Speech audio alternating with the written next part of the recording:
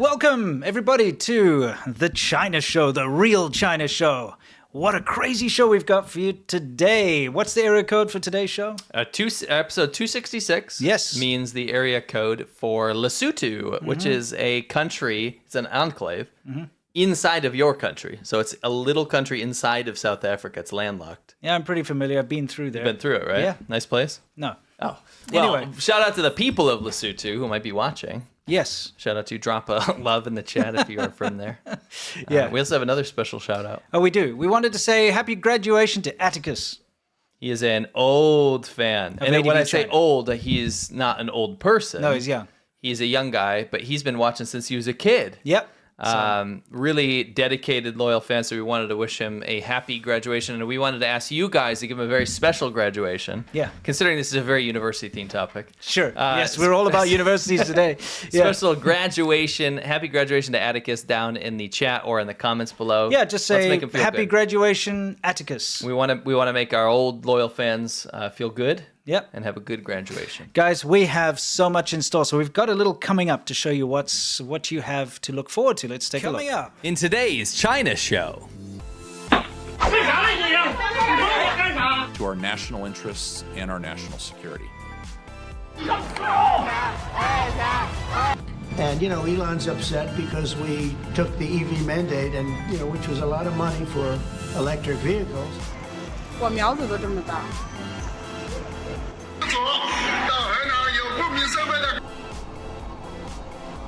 在人类抗击新冠肺炎疫情。 And of course, much, much more. Okay, so Remember that time recently where I said, this is the most action-packed, probably most important episode? You forget that. It's this one. time. I'm not joking. we've been having a lot of trouble lately because there's so much to cover with regards to China. The news is coming out hard and fast. The incidents are just multiplying daily, like hand on fist. And so, yes, it's crazy. It's full of a lot of stuff. I can offer a couple promises. Yeah. There's a couple things in this episode where, like, for example, the bioweapon, the aggro weapon, we have a lot more insight than other places that you've seen, I promise. Yes. A lot more. Yep. And the Trump-Elon thing, a lot of China angle insight that I promise you have not heard anywhere else. Yes. So there's, and not to mention can you believe that many factories exploded this week? On the same day. On the same day. It's like a Ukraine-style coordinated Yes. attack. Dude, so help us get eyes on this. Give us a thumbs up if you're watching, whether it's live or in post. Consider sharing it on your socials, and we're going to get right into it. Yes, let's get right into it, guys. So we're going to saunter into it with what's new and show you a couple of funny clips. And, of course, talk about what's new specifically with regards to China. So for those of you who don't know what that sign says, that basically says toilet on it. Okay? There's a little Tsoso over there that's just sitting there on the side of the road, and it's a public toilet.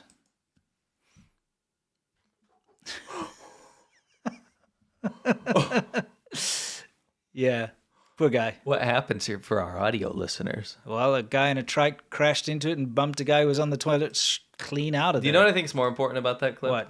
What? Just look at the setting.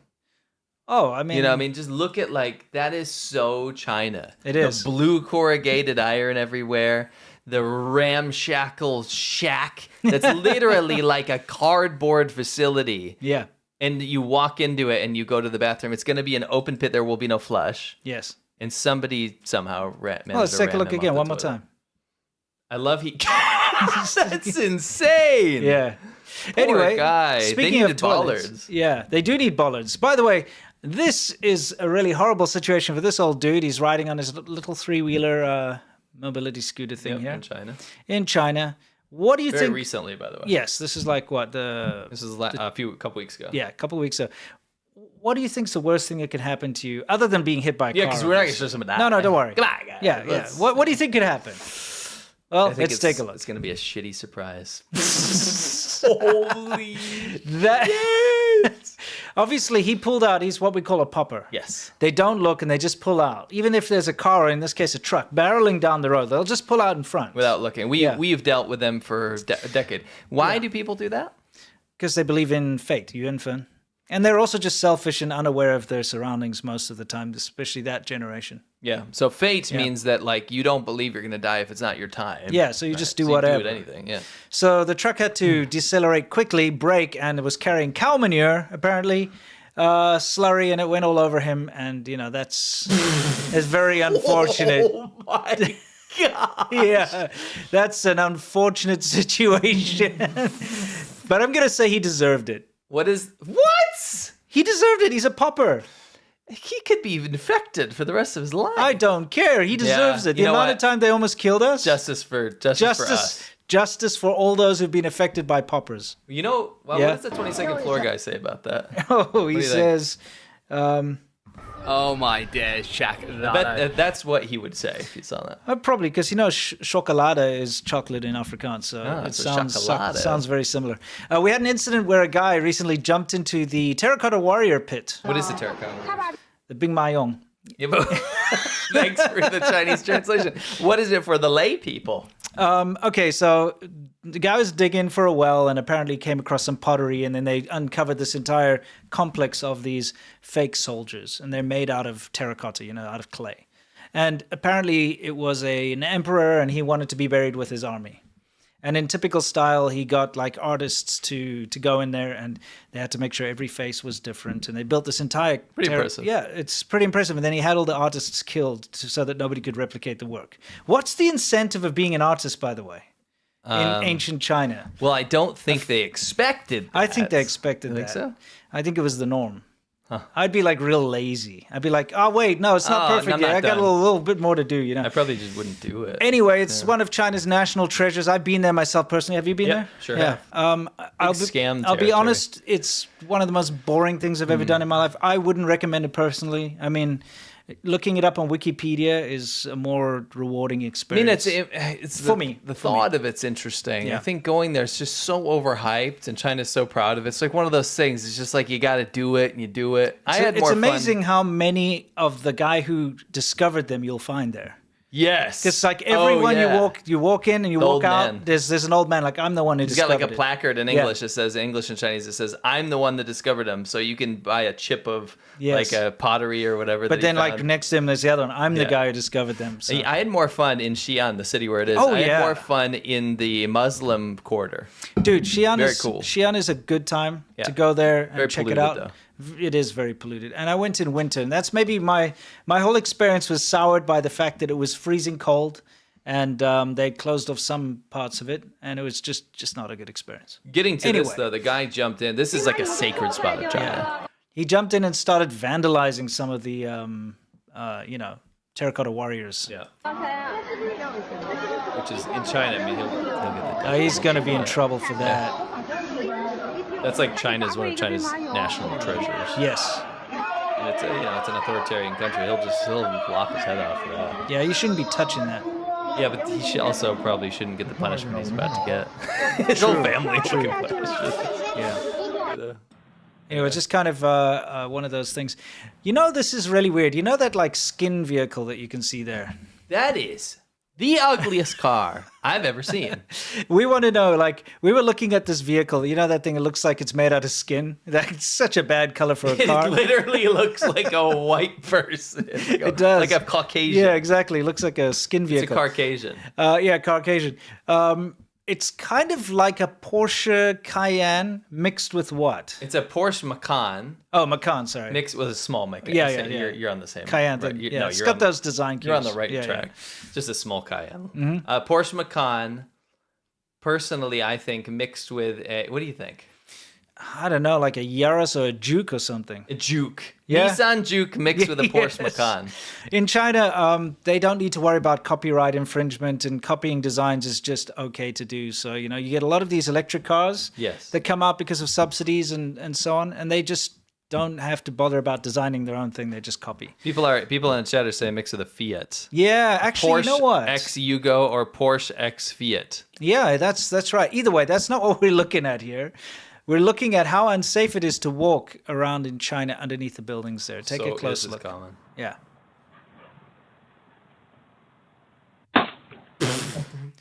Now, I like how the guy stamps it. Yeah, well, I mean, he thought something bit him or something. Yeah. That was incredibly close because that pot, it looks like a pot plant or something, maybe. Yeah, it's potted plants. Yeah. It landed right next to his foot. Like just an inch over would have hit him on the head and killed him because he's an old man. Bro, in my building, Yeah. it's probably 30 stories. It's a huge building. A person threw a toilet, like a Western toilet, out of their window. It fell all the way down and smashed everyone, almost killed people. And they actually had to put up a sign. They were like, don't throw things. This stuff happens all the time. Yeah, I mean, I almost got hit by a 2x4, actually. Yeah, yes. It got thrown out and had nails in it Nails and in everything. My worst story about this, though, I was walking in the parking lot in Buji in my complex. It was kind of a wet, sort of rainy day. So there was like, water and all over the cars and stuff. And this splat happened right next to me in a car. And it was a used sanitary pad that a woman threw out of the... And I looked up and she was actually looking out the window because she threw the unit... And you know how buttered bread lands upside down? Don't say buttered bread! So, like this... It went like this and there was this blood went... Buttered bread bloody bad. Yeah, but it was like right near me. Luckily, I don't think any of the spray got on me, but that visual, you know what I mean? That's a little too much. Give me a puke protest. I'll give you a puke protester. I'm sorry about that. Yeah. Anyway, back to this. Guys, it's something you have to be vigilant about in China is that they have warning signs everywhere as well. Yeah. But it's more like a warning sign like don't throw things out. Don't do it. Yeah, that's It's not what I like saw. look out for falling junk. It's like don't throw things out. And as you can see here, how dangerous it can be if it's a slightly windy day or anything. People have stuff on their balconies that just falls off. True. Anyway, let's move on from so this. much material, To the ancient kung fu practice of, what would you even call it? Ball smash? Yeah, maybe. I did a whole video on it. Yes. I would take that volume down. We're going to get copyright. Why would you even set that up? Pause that real quick. Okay, I will. If I can find the pause You button. might wonder what's happening. It looks almost a bit robotic. Remember we said the Chinese... Do you have any Chinese, Robert? I have a Chinese Robert over here. In China, they call robots Roberts because famous... I shouldn't say famous. State media couldn't pronounce robots. They called it Roberts. So we call them Roberts. The Roberts are kind of taking over China, but they're not happy with people. They don't like people. Yeah. And so actually, this is a bit robotic here. This is one of those massage. I think you're stretching. No, because it's from the. You know where it's from? Yeah, I know. It's from that. clip. Yeah, it's from that clip. Yeah. So it's in this facility where they have massage Roberts. Yeah. Okay. Now we did find a version. We had to dig deep with the actual audio. Yeah. restored. For those of you who don't know what's going on here, this is called cupping, and it's very common in Chinese traditional medicine. I've had it done myself, but it's usually little glass globe things, Yes.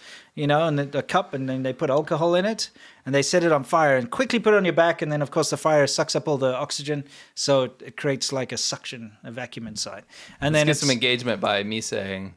It's bullshit. It doesn't anyway, do shit. it's what it does is it creates like a bruise. Yes. Because what it does is You wanna get hurt? it sucks the blood basically to the surface of your skin. Yeah. And according to the logic here is it kind of shocks your system into repairing itself, that type of thing. I think that's the most reasonable logic. I think the actual logic is not that. Yeah, well, and that's my It's thing. because of like your blood is toxic and stuff. So what they do is they're like, look, this spot is darker, so Yeah. that means your liver has got like toxins in this and spot. stuff. It's like, bro, no. Anyway, let's take a look because this is the biggest cupping I've ever seen. It looks like a massive like sewer pipe. Yeah. We found. Oh, you found the original audio. Let's Okay, listen. that's good. Turn That's it up, good. yeah. All right, it's up.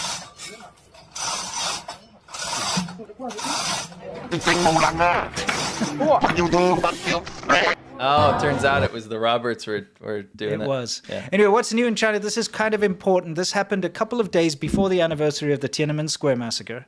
A guy watching the flag raising, and for those of you who don't know, it's probably the most nationalistic thing you can do in China is to go to Tiananmen Square in the morning to watch the flag raising. You're true. Some people travel across the entire country to go and see it. Yes. Okay, this guy just rushed it. That's balls. This guy's he's toast. Yeah, it's just toast. He is toast. Now, one thing that's interesting is you see a lot of plainclothes police and security personnel went to tackle him. Yeah. But you'll see this. I want you to pay attention to this uniformed guy.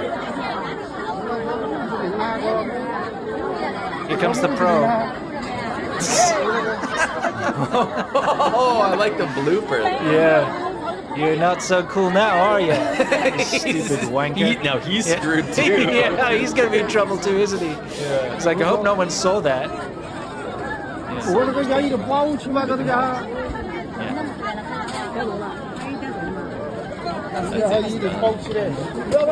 I mean, that's just self-sabotage at that point. Yep.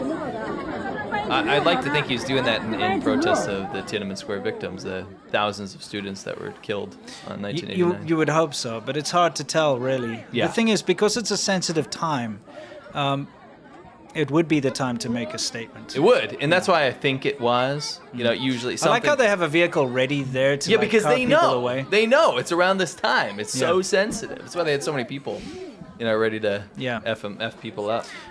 You know, the first He's time done. I went to Beijing, it just so happened very randomly that I went on the anniversary. And I tried to go to Tiananmen Square on the actual anniversary, and it was messed up. Yeah. There was security. just so much security. They wouldn't let me in. And I was like, what's going on, Anyway, what's going on here? So this is I believe this is in Wuhan, but it could be in one of the other places. I skipped the whole thing? I'm sorry. Let me just get to it. All right. Okay. Just enjoy this clip again here. Give a thumbs up, by the way, for that guy that just gave his life away. Give a thumbs up to the stream. Sure. That is black, It's a hideous factory. water in the center of a major city in China. By the I way. did tell you the information. You might have it in your notes if you pull it up. Okay. While I talk about this. I mean, it's China. I can tell you that. Yes, I know, but I feel like it's a pretty big city. I believe it's Wuhan. Okay. Sorry, is this June 1st? Maybe. Yinzhou, Ningbo? Yeah, it's Ningbo. Ningbo, Zhejiang. Okay, sorry, Zhejiang. Eastern China near Shanghai. Yeah. Ningbo. Yeah, Ningbo, yeah. So they're dumping that was right. And usually you see that stuff around China all the time, right? But this is a situation where you're seeing it in the middle of the city where it's going into like the public park, basically. Yeah, it's not good. It's just disgusting. Yep. Guys, Zhang Meifang, who has blocked me on Twitter a long time ago because she just can't handle the heat. She's a verified account. That She's means a government official. It says they're verified. This account is verified because it is a government or, whatever, multinational organization, or I can't see from here, multilateral, Apparently they get account. all these protections. Well, of course. CCP is. CCP, they're X allowed. loves the CCP. Yeah, they're allowed to be on X/Twitter/ whatever you call it. Anyway, the reason I'm pointing this out is this is a government official. Yes. It's 100% a government official. And this is what she posted. She said, the J-20 vertical takeoff and landing was completed successfully without the need for a runway. Now let's take a look. That's a Chinese jet. Yes.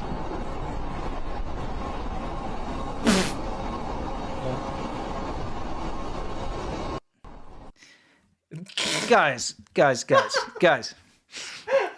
Okay, first of all, is this a balloon? Is this like a balloon? Is this like a party balloon that's blown up with helium inside? What's going on here? Where's the jets under it that make it do that? Anyone who knows about vertical takeoff and landing, like a Harrier jump jet or something, you see it's got like these twisting jets, so the nozzles point downwards so that it can create the thrust to lift off. This doesn't have that capability. In fact, I know, and also look at the wheel. It stayed flat like for a while. You see the one in the background there? It's still flat because it's like the image from the ground or whatever. This is AI slop. It's rubbish. Of course it is. This is footage of a real J-20 taking off, okay, which I found, which is perfect because you can see by the sky, #sky don't lie. Yeah. This is really China over here. It needs a runway, and it takes a long time to take off, just like any fighter jet, It needs a runway. But we're talking about a Chinese government official putting out that fake slop nonsense and pretending it's real. This will be relevant for later, but I just have a statement. Okay. Dear Elon, who owns Twitter, X, Yeah. why do you have top propaganda verified government official accounts that have the highest badge of honor Yep. posting literal war adjacent fake AI slop propaganda aimed at demoralizing your country people? Yes. Why is that allowed? It is allowed. You know? It's promoted. It's like, look at our fancy jets. They can take off and land without any runway, which, by the way, they can't. No. Just to dispel that, they can't. This particular fire... Community note that shit, guys. Exactly. You guys out there watching right now, if you're on X, go community note that. Embarrass the shit out of that account. I can't because she's blocked me, Yeah, so I can't even reply. Other people can. Yeah, that's true. Is this in Shanghai, this fire, I believe? This first one? Let's pull it up. I believe so, yeah. So the earliest thing, you just play it for now. 哎呀，这么大呀！火苗子都这么大。天哪，还着的还越来越厉害。 Yes. So what was this one? Is this the Oasis? Is it the Oasis? You should have a title up. No, this is not. This is the one that happened before that, remember? Oh, is this a previous one? Yeah, it's a previous one. Not the tire factory No, one? no, it's before that. Okay, we'll have to just keep playing. Okay. We'll pull it up later. It's pretty important because it ties into everything. See if you can find the right... I did give you the notes earlier, much like a couple days ago, because this happened a few days ago. Anyway, this is another factory that was set on fire because of a wage dispute, because wages were owed, and I believe it was in Shanghai. Let's see. What do we got over here? It was June 3rd. Mm-hmm. It was Xi'an. Oh, it's Xi'an. Shanxi. You know where those terracotta warriors Oh, were? it has that. Oh, okay, yes. They were owed wages, so they burned down the factory. So that's our first... The reason I'm not so well-versed on that one is because the bulk of them, like an entire coordinated... What it looks like to be a coordinated event, happened on another day. Yeah, we're going to get to that. We'll get to that This is a precursor. Yeah, this is Shanxi. This is kind of the precursor. Yes. That's kind of difficult to attribute that because it's happened every single week for months now. Very true. People are burning down their factories, destroying China's manufacturing. Now, everybody, please pay attention to this particular thing. This actually happened on the anniversary of the Tiananmen Square massacre. Yeah, this is the 4th, right? Yeah. If you take a look up there, just watch the road, the oncoming cars, the cars that are coming towards. Watch. Whoa! See how they're falling into a hole? Yeah. There's a massive sinkhole. Yeah. Over there. All right? Again, the road has failed. It's in Hebei. On June 4, a road collapsed at the intersection of Shuichang Road and the Guangming Road in Handan City, Hebei Province. 2 cars fell into the pit and the people in the cars climbed out by themselves. Netizens reported that the road had just been repaired in April. So what, like 2 months before? Prior, yeah. The last time it was repaired was after the National Day holiday last year. It collapsed again after being repaired twice in less than a year. At present, the accident has been fenced off. So this road keeps collapsing. They keep repairing it poorly. It collapses again. Luckily, no one was hurt. As you can see, everybody got out. But that's not the important part. I would like you to look at how the police responded to this. Okay? So, cars just driving into a hole. Whatever, It's kind of scary. You don't want that to happen to you, driving down a road. But yeah, here comes the kicker. We'll see in a second. Just showing you everyone successfully managed to get out. Lots of footage of that. But can you see something in the background there? What do you see? The physical sensors. So the police turn up. Okay. What do? What is their first priority? Not to help people. No, it's not to coordinate off with actual guards or something. Like you would normally put traffic cones, caution tape, something like that, right? But no, they want people to not see it. They don't want us to play this video to you right now. Mm-hmm. That's why they put these up. Yeah, take a look. I mean, first of all, they messed up, right? They got the banner the wrong way around, okay? So then they quickly flip it over. They're like, okay. You gotta get the writing outward facing here, okay? But it gets worse, okay?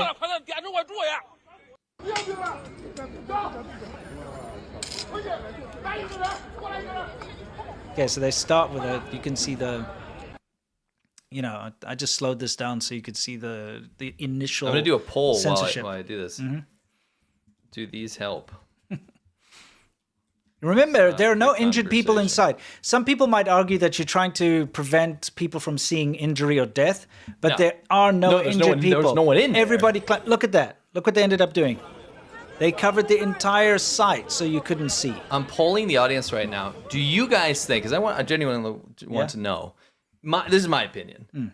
If there's something wrong and the CCP doesn't want people to see it, right, because they're a communist authoritarian dictatorship, do you think adding these physical sensors around it helps? Because I personally think it makes it worse. Not only are we not, I might not have shown that sinkhole clip because there's so many damn sinkholes in China. Yeah. Now I'm really going to show it because the CCP has put up physical censorship barriers around. How petty and pathetic is that? Well, I'd like you to take a look at and I think the reason behind this is quite clear. First of all, look, they've blocked the entire sinkhole. Yeah. All the way around. But not only that, see on the street that intersects where the traffic is still moving? Yeah. They're standing there with more censorship barriers, so you can't even see the censored pit. Right. See that? They're censoring the censored pit. And I think the reason is they don't want to show people the mistake. They don't want people to see how poor the roads are. They don't want people to be able to talk about it. You'll go past and you'll say like, oh, something's happening there, but I don't know what it is. I just want to read this. Jeremiah Johnson says, not only does it not work, it probably attracts more people. Well, I mean, it's the Streisand effect. There's that, but at the same time, if you didn't know what happened there, then how are you going to know? Yeah, correct. You're just going to be like, well, something happened there. Right. What happened? I don't know. I couldn't see past the barriers. Right. That's the intention. So it doesn't work. Yeah, but it does work though. It stops people from knowing that the road collapsed. Yeah, but let's be honest. This is not a debate, but China, their main goal here is for foreigners outside of China not to see this. That's true. They don't. Do you think China cares that? Like, do you think China tells its people that there's no crime in China? No, they know. They know it's crime-ridden. But they certainly are spending billions of dollars right now to tell Americans that there's no crime in China. Yes, there's that aspect. But at the same time, they also don't want people to be dissatisfied with the local government. They don't want people local stability. Yeah, they don't want people to know that the government's failing them that much that they're allowing this same road to collapse over and over again. You're absolutely true on that one. Yeah. Anyway, guys. I just want to pull this poll. About 80% of people said, no, it does not help stop the conversation. Like, because if the clip gets out, the clip gets out. Yeah. Right? Yeah. But you have to remember, like, whenever they block off the mothers and stuff protesting their child who's been injured by a school or, whatever, the local people don't know because they scrub the internet of the news. No, you're so they correct. don't know what was behind that, and they can't find out any information about 100%. it. So. 100%. Guys, on Monday, you missed this. If you're not part of our VIP show, we'd love for you to see what it was about. Such an irrational hatred for these guys. I'm with you on that. There is a girl who stands there looking over your shoulder. She does nothing else. Dude's underwear that's hanging up to dry in his truck. They're destroyed. This is called the Hornets of Death. Okay. And there's the dessert. It's like... They think you lose all your heat through your head, so it's most important to cover your head. It's not true at all. Maybe if you go mess with the nest, then the bird doesn't want to return to the nest. That's actually not true, though. The Chinese ain't do Tiananmen Square. I did. Okay. That's when this is pretty funny. That's when I knew I had to understand this man. Right, guys. So we have Shabanho, which you can join. That's way to support us. But we have something that we want to do today. We would like to put a super chat goal together. Oh, yes. Super chat goal with a prize. Yes. Our super chat goal reward is related to Shabanho because one of our older episodes, which I think everybody will be interested in, will be up for grabs. If we reach our super chat goal today, we will release this for free for everybody who's watching live, and of course it'll be free thereafter. It'll be in the description and in the pinned comment. Yes. Let's take a look. It's going to be a 1 hour goal. Yep. For 50 super chats. Okay. Teal and higher. So it's $5 and up. And you will get... Let's take a look. The box episode! Yes. If we love putting this together, let's take a look. Okay, let's do it. I'm Box. So Box. And this is me, Box. So Box. I'm Box. I guess Box is right. A virtual world created by Baidu. This is the virtual version of me. And this is me, Box. Why is Box a tiny little... Why is she all cropped out? She's a tiny little girl. Box, you just had your first metaverse and also VR experience today. How do you feel about it? Actually, I'm still a bit dizzy now. Yeah. But anyway, it helped me travel to the Shaolin Temple. I've never been there before. Again? Yeah. I mean, I want my own cat, so I want to do something. What is this? Oh, she got her to clean the toilet. Can I have a tissue, Yikes please? that they have that in the actual This time is bathroom. better. I don't have a cat like you. I have 4 turtles. That will stick with me even longer. That's kind of cool that she's got turtles. Well, she's self-powering. She's like, you guys, your cats are going to die early. I got turtles. They'll stick with me even longer. She had to be them. This is not a club. This is a square in China when night falls. No! Yes, this is not a club. What is? It's like an ad for like a rubber liner for a truck. This is not just a liner. This is a lifestyle. Exactly. This isn't your granddad's whatever, you know. This is, yeah, exactly. Yeah, I hate that. It's so boring. What is that? So, before we get to stuff, that is our super chat goal. You will receive for free the episode of The Box Origin. Can you play a soundbite? Oh, yeah, for sure. For those of you who've been wondering what this is all about. Box. Nothing would bother me anymore. Put together basically a documentary of her origins, who she is. Yeah, who's Box? Who's Box? Yeah. And so a lot of you ask in the super chats all the time. We figured that's a great prize for a super chat goal. Mm-hmm. So if we hit the super chat goal, the 50 super chats, not only are you going to get it, the people that gave the super chats, but also it's a communal thing. Yes. Everyone's going to get it, whether you're here live, whether you're watching in post. You're going to go down the description. You're going to see that if we hit the goal, you're going to get that link for free. Correct. If you did like it, though, consider joining us at patreon.com/ADV podcast. You'll get all the episodes, 100 plus episodes, 160 episodes, something. Yep. We have a new episode every Monday. It's a live show. It's fantastic. Super fun. It's the best thing we do all week. Yeah, we love it. So, anyway, back to the show, guys. Yeah. And again, thank you. We know it's a big ask, but for those of you who can join us, who have the means, we really appreciate you. Yes. So goal is active, by the way. Mm-hmm. Now, it's Soft Power Hour, guys. This is where we talk about how China's trying to change your mind, mess with you in various different ways. And we got a couple of big ones today. And this one is, of course, super important. And it needs, no joke, this needs the most attention. Yes. Okay. So you guys might have heard about this bioterrorism, China's smuggling agroterrorism. Agroterrorism, so that's what they're calling it. So, you know, it's aggressive terrorism. Yeah, and it's agriculture. Yeah, I know that. Aggressively agriculture. Yes. So basically, I don't know why the people are talking about, but not enough. Mm-hmm. Yo, give you a preface. China trying to bring in a fungus that would wipe out our grain production and our food production maliciously. Yes, and affect livestock and humans. To potentially cause make them sick. reproduction issues, liver damage. Yes. It's not a little thing. Remember COVID? Yeah. No, it was a big deal. Treat this as a big deal too. Yes. Okay. Should we read what happened? So the FBI arrested somebody called Jian, in connection with allegations related to Jian and Liu's smuggling into America the fungus called Fusarium graminearum. There we go. Which scientific literature classifies as a potential agroterrorism weapon. This noxious fungus causes head blight, a disease of wheat, barley, maize, and rice, and is responsible for billions of dollars in economic losses worldwide each year. Causes vomiting, liver damage, and productive defects in humans and livestock. This fungus is a weapon that kills food, people, and animals. Okay? Yeah. I want to say this. You might have seen the headlines. We found a deep connection to something terrifying.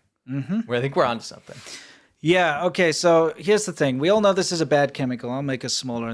We all know this is a bad fungus, This is a very bad fungus. Isn't it menacing looking? Yeah, it looks like a dark Pac-Man. Dark Pac-Man about to eat all your stuff. So FHB is what we can call it. Yes, we'll call it FHB. It's one of the most significant and destructive diseases. It can cause FHB, affecting wheat crops all over the world. So this is wheat makes bread. Wheat makes our food, grains, right? Yes. Grain is like it's a staple of American food. You know, one of the huge things you have to understand is that America is one of the reasons it's so successful is that it is food self-sufficient. Yes. There are very few countries in the world that can say that, right? Yes. So we're kind of like separated from all of our adversaries by oceans, and we're food self-sufficient. Yes. What would be a great way to hurt us? Well, destroy our food supply. We're going to talk about that a little bit in depth, but let's go back to the beginning. So what we have is a woman, a Chinese woman who is currently at the University of Michigan. That's right. Okay. And she is using the lab there. She's, doing research in the lab. She has a boyfriend. Yes. Who also was previously doing research in the same lab. Yes, but lives in China now. Yes. Yeah. Turns out that both of them are connected to the CCP. She is a Communist Party member herself. And she had been funded in China by the Chinese government to do research on this particular fungus. Okay. Right. And then she went to the US to study and start working in the University of Michigan in the lab there. So yeah, the TLDR there, Chinese woman is working in a lab in the University of Michigan, and she's not supposed to be doing research on a deadly fungus. You're not allowed to research that fungus. It's a bioweapon. Yeah, you're not allowed to bring that into America. So anyway, the roots of the case involving the Chinese scholar and her boyfriend stretch to March 2024.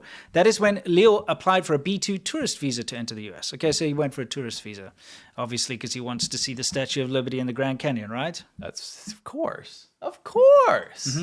The application asks, do you seek to engage in espionage, sabotage, export control violations, or any other illegal activity while in the United States?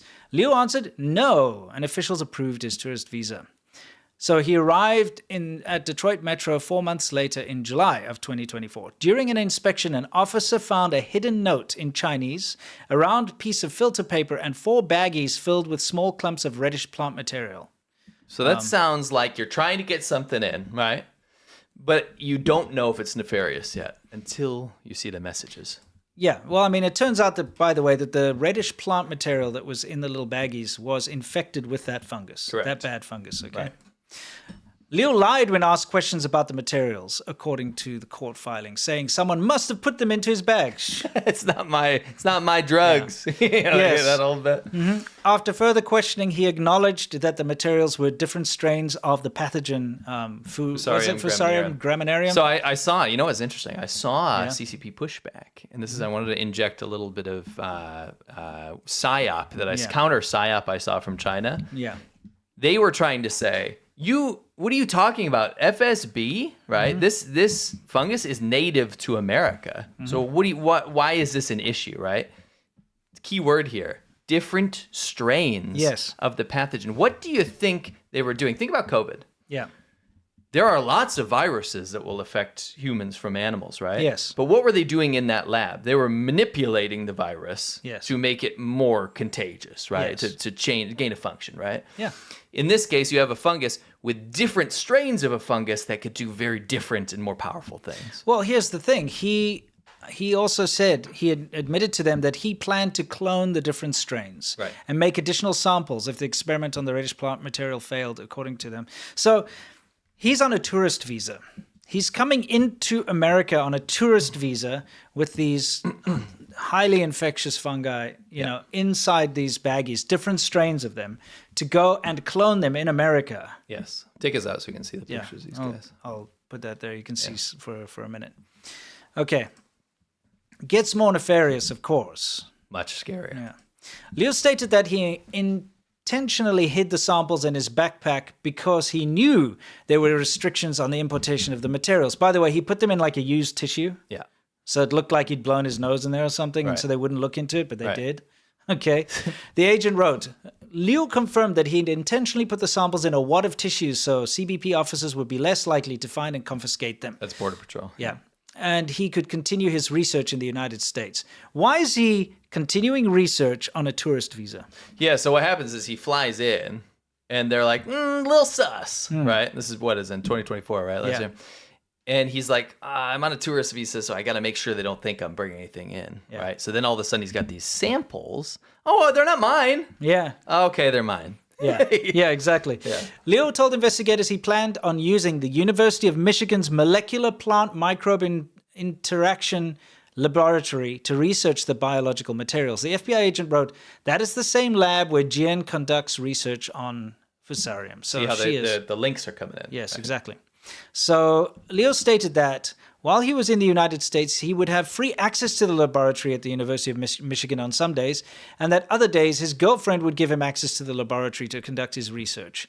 So do you see how blatantly brazen the CCP is? They'll send people in on a tourist visa to conduct research on dangerous fungi.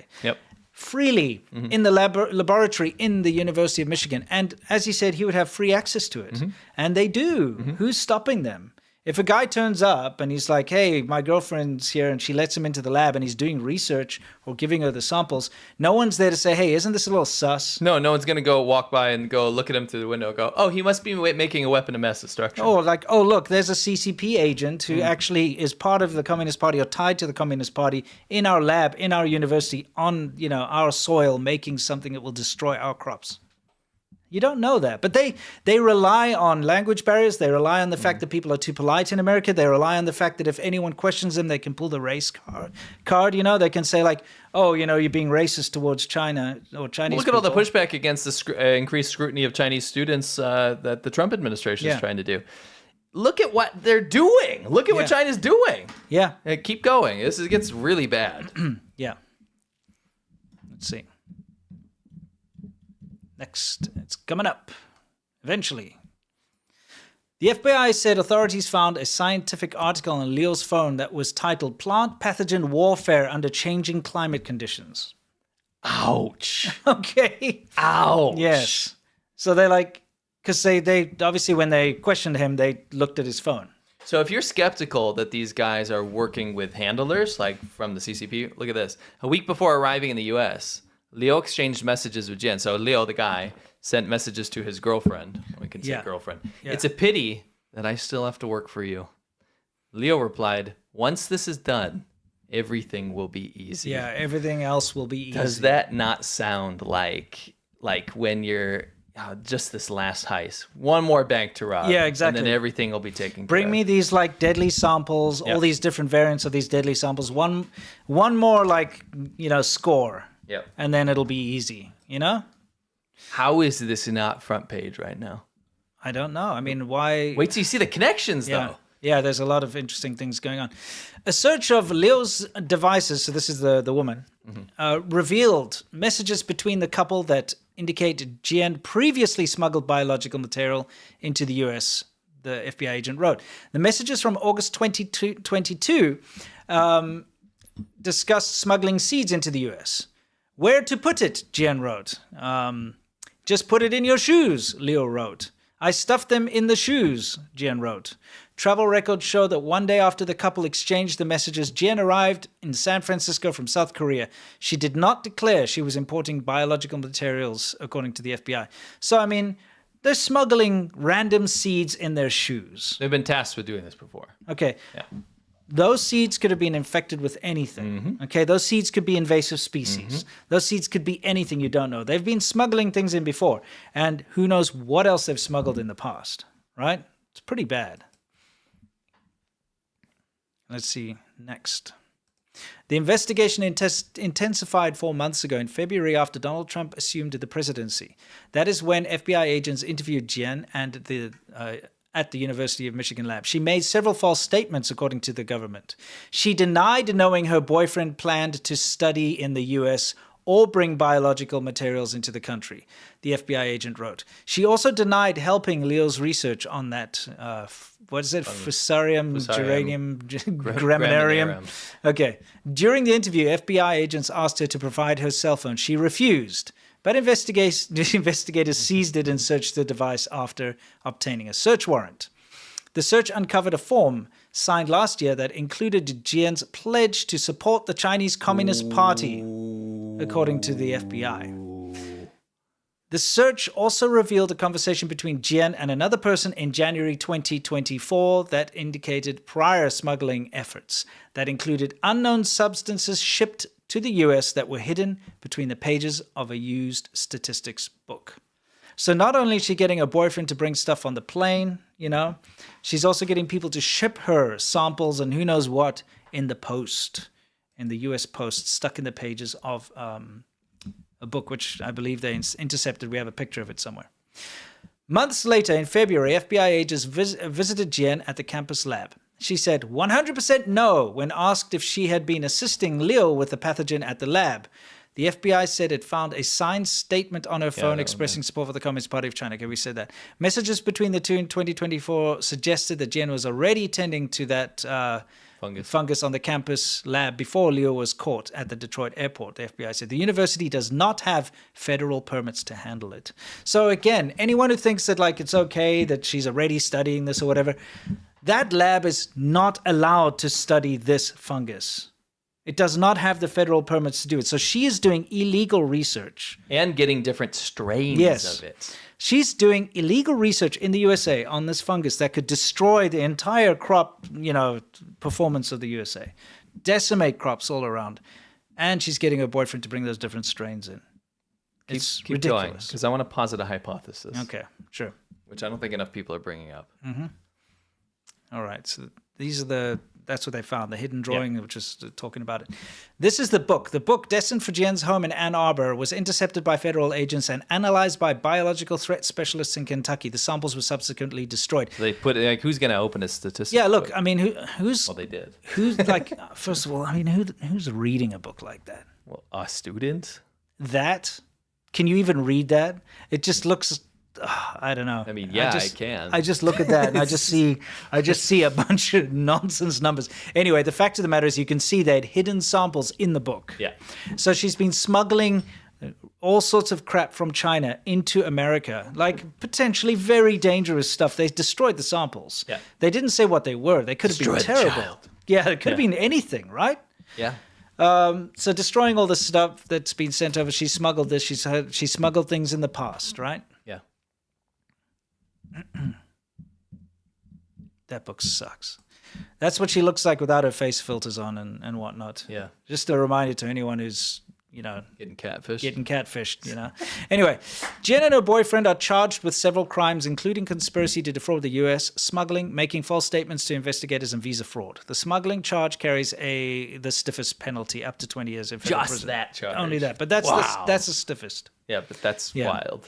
You know what's unfortunate about that is the boyfriend is not in custody because they turned him around at the airport. Yeah, so when he arrived and they found those baggies, they're like, "You're out," right? They sent him right back to China. So he's gonna go back. He's not gonna get punished. Oh, he's fine. He's like living large. He's like, I think his minders are probably his handlers are pretty mad. I don't know. I think he's just like, well, now we'll just post it instead. And he's probably posting, those random things that people get like in their mailbox. Yeah, we'll cover that in a second. The FBI said, Kash Patel said, the case is a sobering reminder that the CCP is working around the clock to deploy operatives and researchers to infiltrate American institutions, target our food supply, which would have grave consequences, putting American lives and our economy at serious risk. I keep hearing news outlets kind of taking the approach of, look, the bad part is that she's illegally doing research on a dangerous thing in America.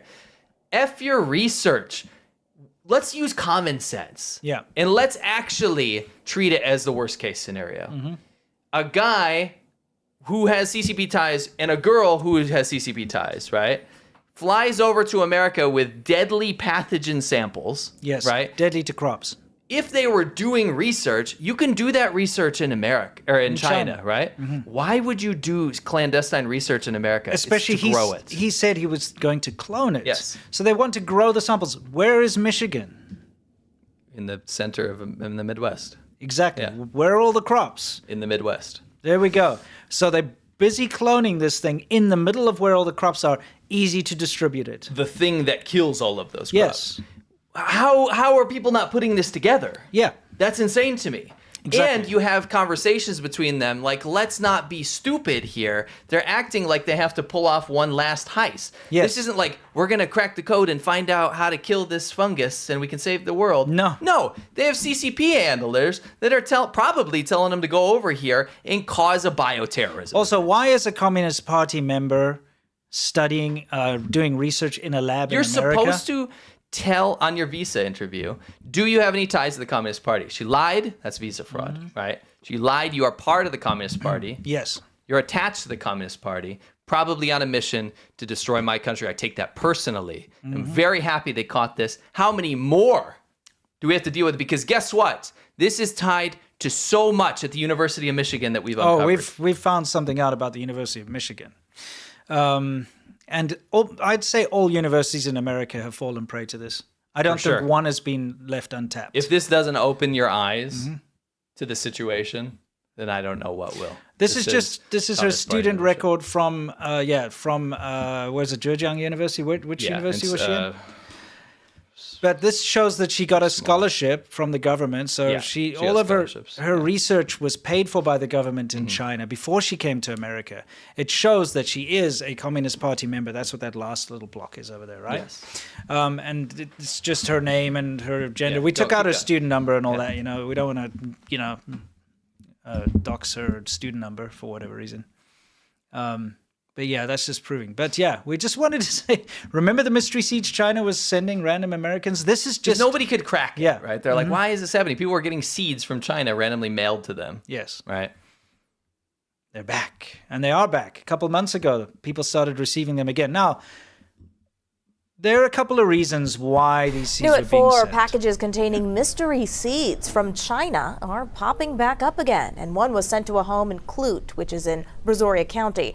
We saw a string of these mysterious packages back in 2020. Agriculture Commissioner Sid Miller says in the latest incident, unknown seeds and a liquid container were in the package. The Texas Department of Agriculture sending those items to the U.S. Department of Agriculture for testing. Miller now warning Texans to take any unknown packages seriously and reminding people if you do get one, do not plant the seeds. Yes, don't plant them. I think that's the most important thing. Look, a lot of those seeds were part of what's called brushing. Why seeds? Yeah, it's weird. Yeah, why seeds? Dual use. Yeah, it's dual use.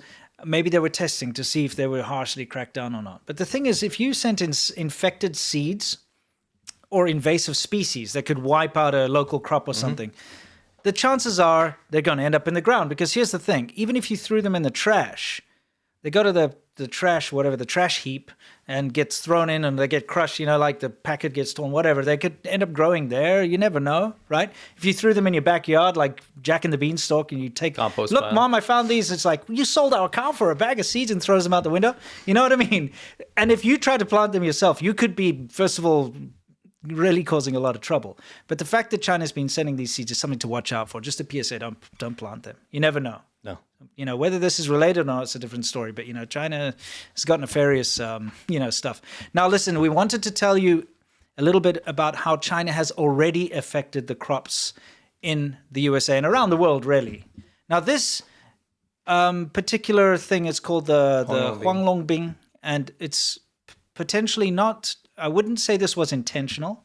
Maybe not. Maybe not intentional, but it was definitely caused by China. So there is this little bug which carries a bacteria, which ended up in America. And do you want to quickly read what it says? Well, it's killed 75% of citrus production in Florida.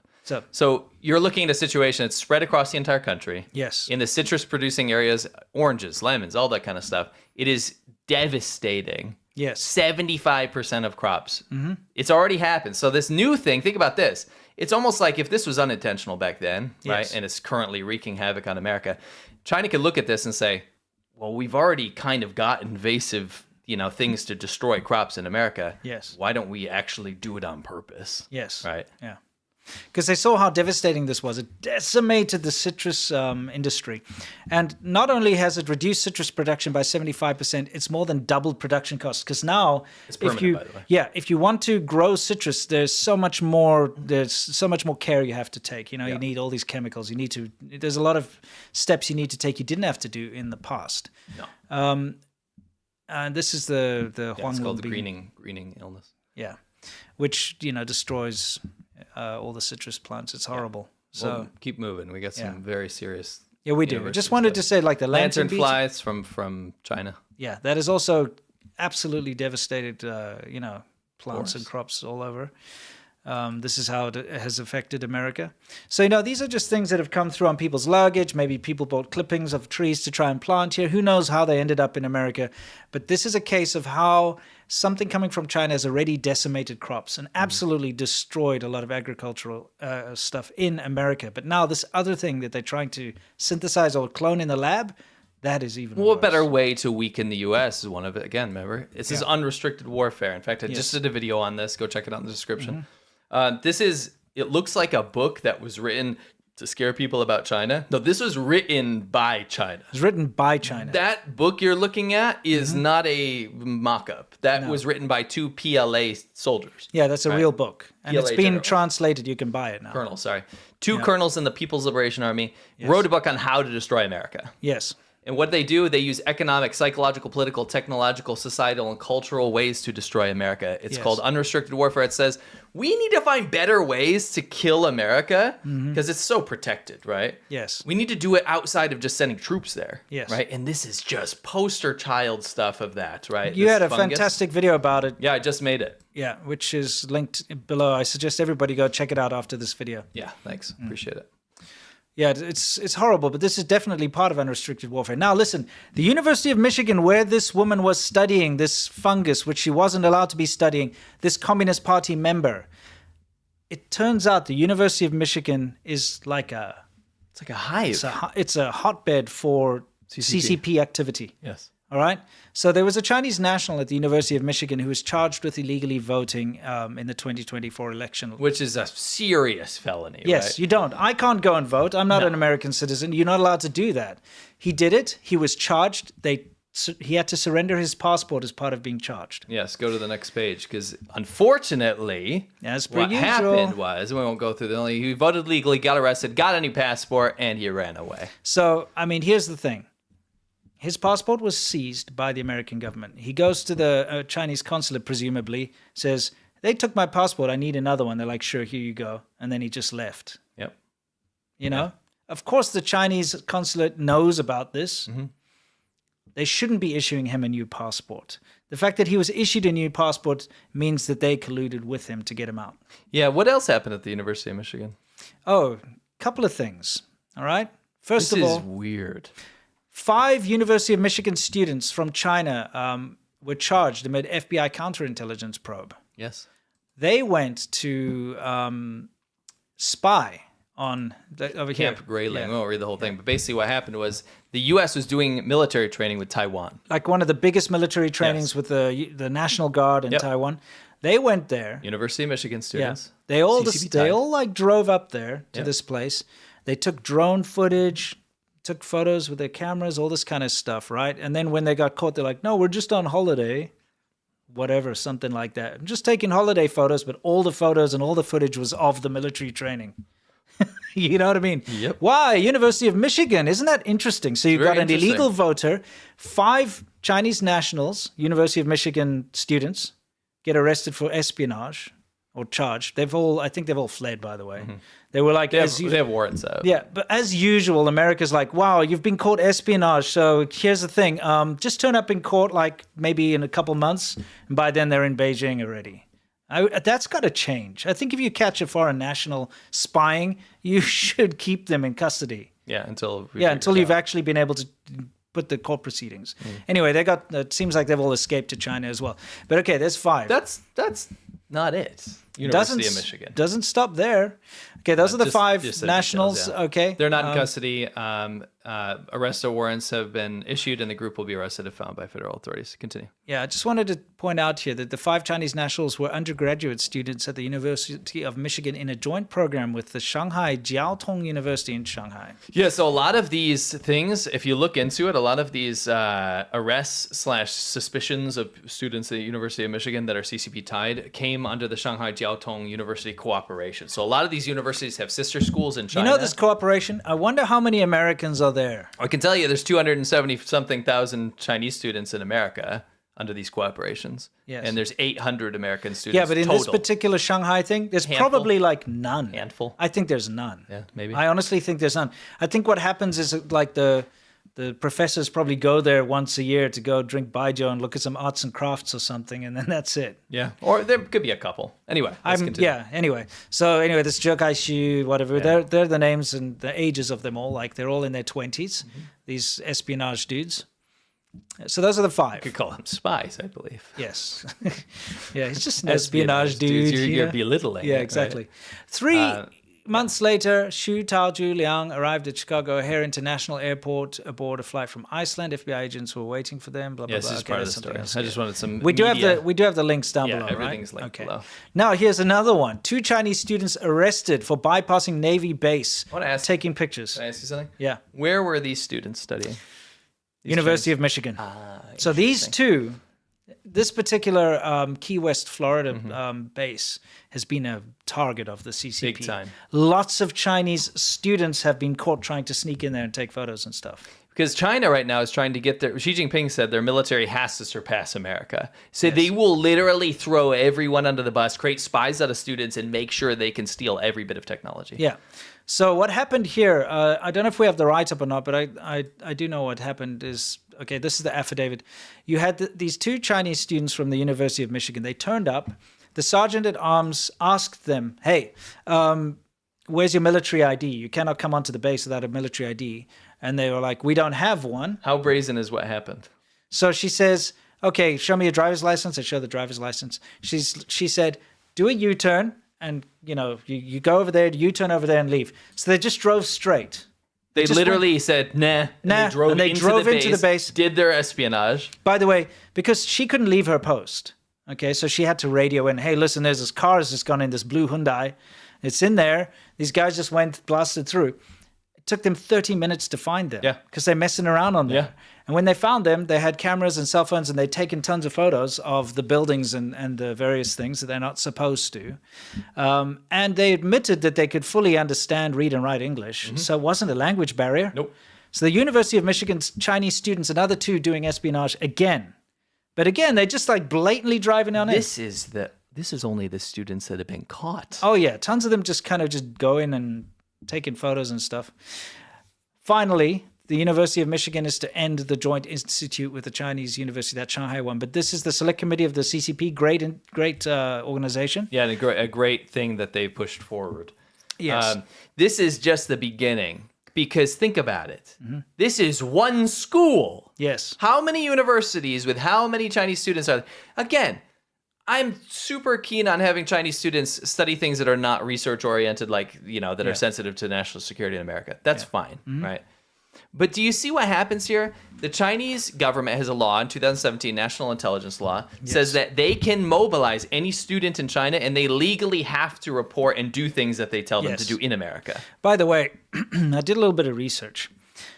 The Confucius Institute opened up in the University of Michigan. I can't remember when it was, 2004 or 2009. 2009, yeah, 2009. And that's always how it starts.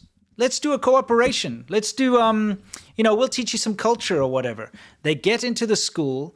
They had very high-profile Communist Party members come to the school to do like speeches and to do dances and like music, cultural stuff. It's all under culture. But then they infiltrate. Then they start to make connections. Then they start to take over anything that has anything to do with discussion around China. So if you're going to have an event that discusses Chinese culture, it's going to be the Chinese Communist Party. There's going to be, steering that whole thing. I looked into a lot of the professors and a lot of the people involved. Sus. I can't make any allegations, so that's why I haven't put it in here. It's like I cannot find definitive proof. But every time the Confucius Institute was involved, that's usually how it gets started. Now, running concurrently with the Confucius Institute was this joint program with that Shanghai University as well. So once you get the people in there, they're going to start pulling strings and they're going to start influencing more and bringing more of these like partnerships, which they're always like, let's work together kind of things. But guess what? It's never about working together. It's always one-sided. That's why you'll have all of these espionage things happening. Do you think in your wildest dreams that you've got American students in that Shanghai University going around doing espionage, going onto military bases, taking photos, researching, bringing in fungus that could destroy all of the rice in China. Supposed to. Yeah. That's to like try and clone it in a lab in China. No, it's not a joint thing. No. It's a let's take what we can and if they ask us about it, we'll let them come and see like a Peking opera or something. It's rubbish. And this is all universities around the United States have got some or other. We got so much more to cover. We got to keep going. Thing. Anyway, we just wanted to point out that this whole like pathogen, this whole agro-terrorism thing is just the beginning. Right? It's just a small thing. Yeah. All right. Let's see. Harvard has trained so many Chinese communist officials, they call it their party school. You guys have probably been hearing about Harvard. You've probably been seeing headlines like this, right? Yes. This Harvard commencement speaker worked for an organization tied to China's military. So amidst all these allegations of all this stuff, right? Harvard's under the magnifying glass now under the Trump administration. You'd think they wouldn't pick their commencement speaker to be a CCP-connected person from China, but they did. They did. But in order to understand this, Yeah. we're going to have to actually watch the speech. So if you hadn't seen it, it's a minute. Yeah. We have to see what she said. But we have to see exactly what she says. It's important. Her words are incredibly impactful, so we have to listen to them, okay? Let's take a look. Open your ears. Yeah. All right.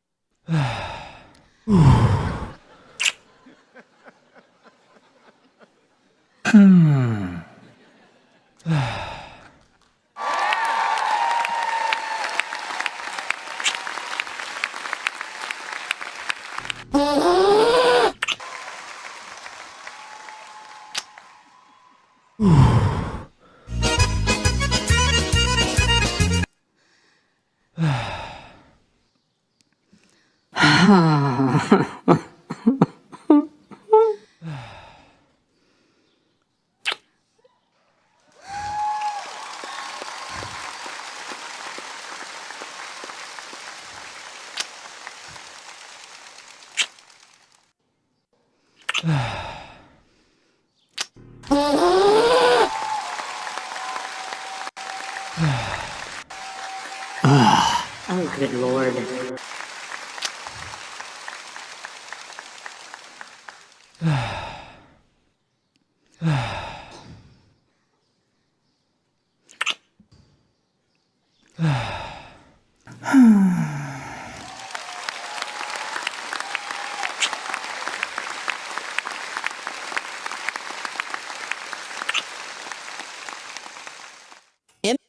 That was a pretty good speech.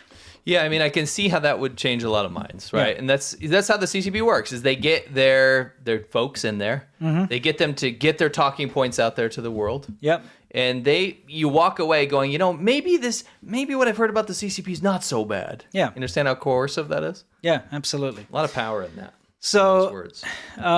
Anyway, her speech was, well, I watched it, and it sounds kind of all nice and lovey-dovey and stuff, but it's actually Xi Jinping's propaganda. Mm-hmm. It's actually Xi Jinping's. Yes. So Harvard hosted a CCP-connected woman. Yes. To recite Xi Jinping propaganda. Now, here's the thing: there's this really, really cool YouTuber in Taiwan. I believe he's in Taiwan. He speaks incredibly good Chinese, and he found something about this speech. This is important. He found something very important. Link below. Yeah, something we'd actually reported on last week. So we thought we'd just watch this together with you guys, okay? Because he explains it better than we could. Hao Ji Che is Hao Ji Che is his name. Yeah. Enemies are human too. The most hypocritical phrase you've ever heard is now the center of a massive controversy and discussion online. If a little boy dies in a war that he didn't start and never understood, part of me dies with him. Now, the title of the speech, Our Humanity, and she concludes it with one very specific term. You may disagree with them, but hold on to them, as we are bound by something deeper than belief.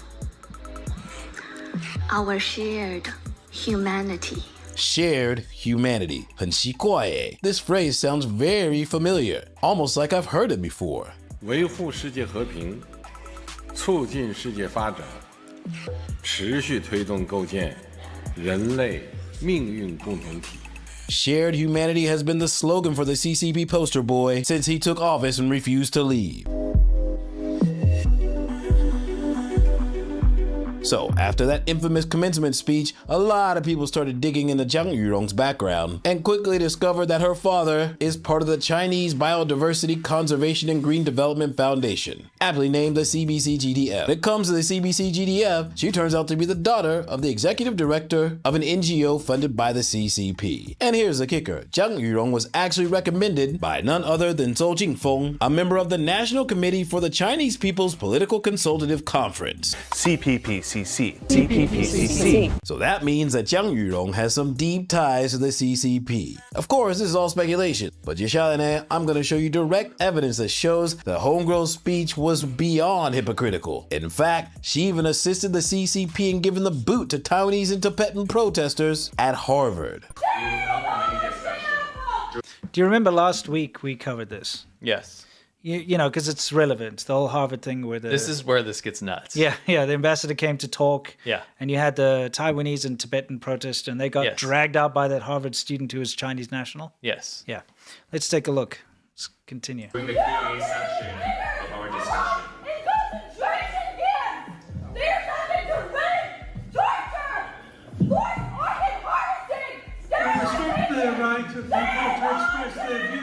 Do you remember this? Almost exactly a year ago, the Chinese ambassador came to Harvard to give a speech and was immediately protested by a Taiwanese and a Tibetan student. We just got kicked out of our own university. Right now, Xie Feng, the Chinese ambassador to the United States, is inside giving a propaganda speech. We Harvard students went in to tell him that we will not give him this undeserved platform. Xie Feng is spinning bloody lies touting the good China story. Well, this is the real China story. China lies people down. Now in the video, the first Taiwanese girl was forcibly dragged out by another Chinese student with absolutely zero law enforcement authority. That student turns out to be Hao Ji Che, the co-chairman of the Harvard University Chinese Students and Scholars Association.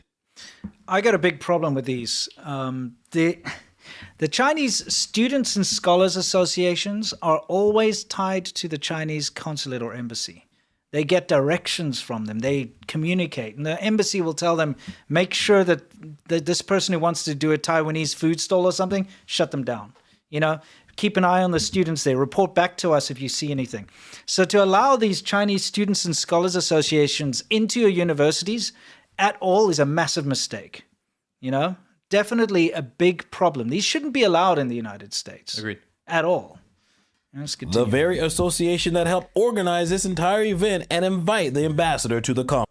You see that? Like the Chinese Students and Scholars Association organized the event to get the ambassador to come for the do propaganda speech for the CCP in Harvard. Yeah, these, again, you know, the Confucius Institute never really went away. They just always label it something else, like the Language Institute or something or other, and they still keep their ties in the universities. But these particular, associations need to be kicked out. They should not be allowed. Well, wait till you see what happened. Yeah. And they both entered into Harvard in the fall of 2023 at the exact same time. Now, my country, Taiwan, you've got to do the same. And did you notice that last student assaulted the protesters, just in case you didn't see last week's episode, removed them, and just so you know, he got an apology from Harvard, and the two protesters, the Taiwanese and the Tibetan girl, they got suspended. and a disciplinary hearing. Yeah. Frame, the girl standing on the side looking like a staff member, well, that is our main character, Jiang Yurong. What? Now, I know some of you are already up in the comments like, fair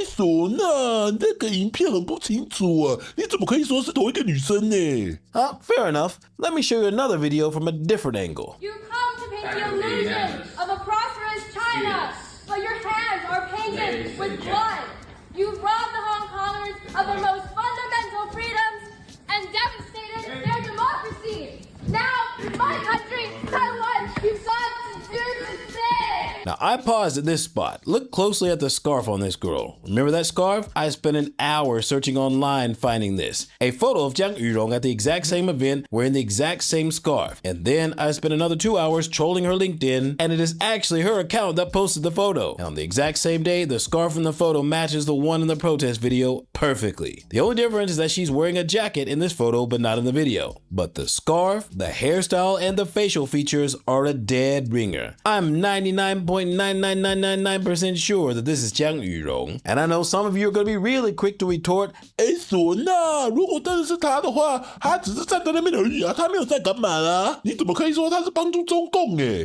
fair point. But then I took another 2 hours and did some more digging and found this. Now look closely at the top left corner at the start. The same girl in a white top, black pants, long wavy hair, walking from the left side of the stage to the right side of the stage as the Taiwanese girl gets dragged out by Hao Ji Che. And then... Now, my country, Taiwan, you've got to do the same.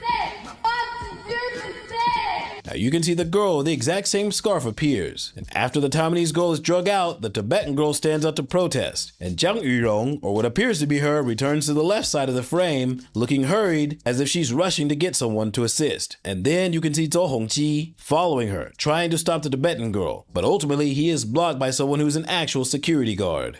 In short, Jiang Yurong went to get Zhou Hongqi to stop these two protesters. If a girl who skips school out of fear of harassment, that threatens my dignity. But you saw a girl being violently dragged away by a grown-ass man, and you just stood there doing nothing. What I've gained most from Harvard isn't just calculus or regression analysis. It's to sit with discomfort. Listen deeply and stay soft in hard times. And yet, when you saw another girl stand up to protest, you chose to get a guy to drag her away. Where is the enemy who is also human? Where is the shared humanity? Every time a fish dies in a military exercise around Taiwan. I just wanted to play this because Lele Farley also put something out. Listen, I think the guy made a very good analysis in his video. Yes. I will agree with him. Yeah. You cannot be 100% certain it was Sure. her, but I'm pretty sure it was her. And the fact that she's willing to, grab the fellow CCP student to come and help drag the protesters out means she doesn't care about, the plight of women or, anything like that. She doesn't care about any of that. And that's the CCP ways to control the narrative.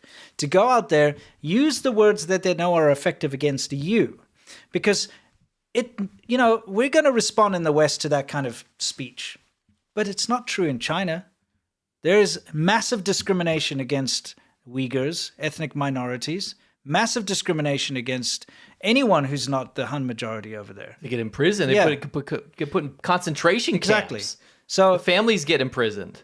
That kind of speech is very disingenuous. Yes. Because it doesn't apply to China. Well, let's see what Lele says about that. Makes a good point. Lele Farley, of course, friend of the channel, great comedian, and also a political commentator, put out this funny little skit. A part of me dies too. Every time a Filipino's fishing ship gets sprayed with water, I get soaked too. Every time a fat American without health insurance dies of COVID, I say, stop the China hate, you racist asshole, because the person you label as an enemy, well, they're a person too. Unless they're Taiwanese, Hong Kongese, Uyghurs, counter-revolutionaries, Japanese, or fat Americans. But aside from those above-mentioned groups, we're all in this together.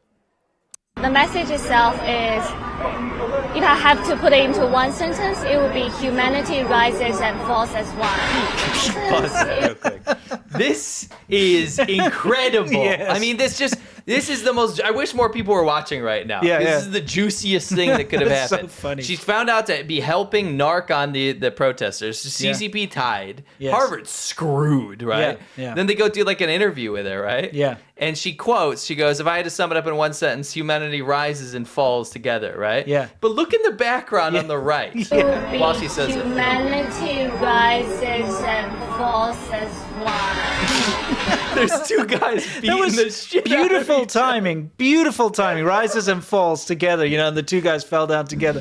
That's kind of hilarious. They didn't just fall down, they beat each other. Yeah, They were exactly, fighting, but they were fell down, punching yeah. each other, and they fell at the exact moment. Unreal. Yeah, you can't make that up. This is good. Do you want to read this quickly?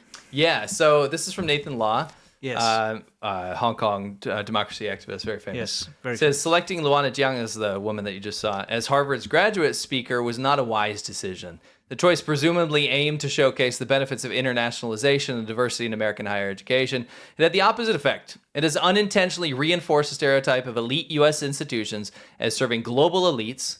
Criticism particularly arose from those of authoritarian regimes, while appearing indifferent, if not complicit, to malign foreign influence. Jiang's address focused on the concept of a shared future of humanity, mirrors the Xi Jinping quote, right? So you can continue. This is all linked on his Substack, by the way. So I just wanted to shout Nathan Law out.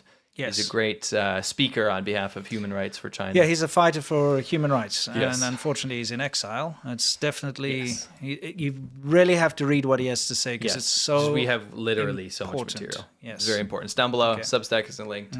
As are both of those videos that we just saw. I would like to read the last paragraph here. What concerns me most is how these sugar-coated pacifist messages can blur the judgment of even the most intelligent minds. It will ultimately lead to more suffering around the world because dictators don't get as much scrutiny and accountability. The speech delegation decision may deepen public skepticism towards institutions like Harvard, casting them as naive or worse, complicit in the face of obvious danger. Yeah. Please go read what he has to say if you've got the time. All right. But it's not Harvard. It's not just University of Michigan. Mm-hmm. It's Stanford too. Yeah. Another massive university. A case study on how Beijing infiltrates U.S. universities. Unreal stuff. Go ahead. Okay. We'll just paraphrase this super quickly. But basically, there were the CCP was taking students and turning them into spy operatives in Stanford as well. Why? Okay. To get research, right? To steal research. To Every hurt single week America. I'm asked to meet a handler where I'll be asked to talk about the research I'm doing, the directions that research is going in, how that research is progressing, and how we could re-implement that research back in China. So you have Chinese CCP handlers, so spies in America, presumably around this university, going in, get this. Xi Jinping says we need this and this and this. Yes. And when you get that stuff, tell us how we can actually work with this in China. Yeah, it says if their handlers have interest in, let's say, artificial intelligence or quantum computing, they will reach out to that student and ask them to provide documents, internal memos, methodologies, future directions of the research. And they have to. Remember, we said there's a 2017 law. So if you are a student studying in a US university, and you're Chinese, you must by law. If you get reached out, if someone phones you, because they know you, the consulate knows exactly where you are. They know where you live because, you're there on a visa. They know everything about you. They'll reach out to you through WeChat or physically. They'll come and see you. They'll phone you, whatever. And they'll be like, listen, you're studying this. We need to know more about it. This is what you need to give us. And you cannot say no. No. You cannot say no. So they'll first try to coerce you with incentives. If you don't want to do the incentives, you don't want to get in trouble in Yes. America, then they punish your family in China. Yes. See, some conduct espionage for Beijing willingly. There's some students who want to work with the Chinese government, and they're happy to do this. They want to advance their careers. Others are victims of what the reporters call transnational repression, in which the long arm of the Chinese state security reaches across the Pacific into the United States. And there talks about the 2017 National Intelligence Where you have Law. to share everything with China. So, The law. Here's the thing. It's not about racially stereotyping because, of course, people from Taiwan are the same race, but, they're not Chinese. They're not Chinese nationals. They're Taiwanese nationals. They don't have the same scrutiny. They don't have the same problems. No. It's not about race. It's about law. So when you see a Chinese student studying something that's very important to national security In America. It's not like, he's Chinese, so he'll probably steal something. No, he's Chinese, so the Chinese government can request for him to send everything back by law, He has to. So it's not about like stereotyping and being racist or whatever. It's about knowing what's going on and barring certain people. Like Chinese nationals shouldn't be allowed because their government can force them to give all that information back to China. They shouldn't be allowed to research sensitive stuff. It's that simple. And it's not about racism or xenophobia or exclusion or anything like that. It's literally about you are training the enemy at that point. Yeah, I like this. I'm meeting all these people and they say, I work for the Chinese Communist Party in a really high role. I hope that China beats the US. And I also went to Stanford for my undergraduate master's degree. And I'm putting this together and I'm saying, it's shocking that we're educating such high-level Communist Party officials. What's going wrong here? Yeah. You have CCP officials doing high-level research, stealing it, having a spy network steal the research, and then going back to China saying, I want China to win and I want the USA to fail. Yeah. And I went to the US to do that. You're educating the enemy. Yes. You're teaching the enemy how to beat you. Yes. It's rubbish. As simple as that, right? Fix it. Simple as that. And just don't forget the allegiances. Like some of these people, a lot of these Chinese students don't want to help the Chinese government. They genuinely like America and they want to be here, right? Yeah. But they don't have a choice, Yes. right? Then you have people that do have a choice. Yes, like this dude. Graduating from an American university, what does he do? He takes out a Chinese flag. Bro, what are you doing? You just got educated in America. You had to come to my country to get an education. I welcome you here. Yeah. But you brandish your national flag for your country. Get out of here. Come on. Come on, it's like when I was studying bullshit. Chinese in the tasteless. Shenzhen University at our graduation ceremony. Would you unfurl a I South didn't African whip out a flag? South African flag and say, yeah. What is it? What are you proving? If I graduate from a Chinese university, Yeah. I would hold a Chinese flag. Exactly. You know why? Because I got my university degree there if I Yes. studied there. That country gave that to me. Exactly. He should be holding an American flag there. What a douche. It's just it's the I have only hypocrisy. Yes. This is a great finishing quote for this segment. I hope you Yes. guys enjoyed this segment. Yeah. Let's hear it out. This is a 5 congressman. minutes. Mr. Harrigan. So I cannot read the other countless examples of CCP infiltration into our national research apparatus. But my team compiled 58 different instances of various forms of research espionage that has occurred just in the last 6 years. So after reading this report and after listening to your testimony today, it is incredibly troubling, and I simply want to know one thing. Why do we still have any Chinese nationals inside of our research institutions, especially within institutions that participate in research that is critical to our national interests and our national security? That was Congressman Mr. Harrigan. Mr. Harrigan, yeah. Mm-hmm. And he's right. Why? Why? It shouldn't be allowed. I mean, this is, I gotta say, this is where this administration got it right. We have to do increased scrutiny on CCP connected students. Correct. It's just they become spies unwillingly. Yes, it's not their fault. No. They have to. So don't put them in that position where they get forced. Let them come and study, but let them study calculus and, English and whatever else you study in university. I wouldn't know, Yes. But, let them study the normal stuff. Yeah.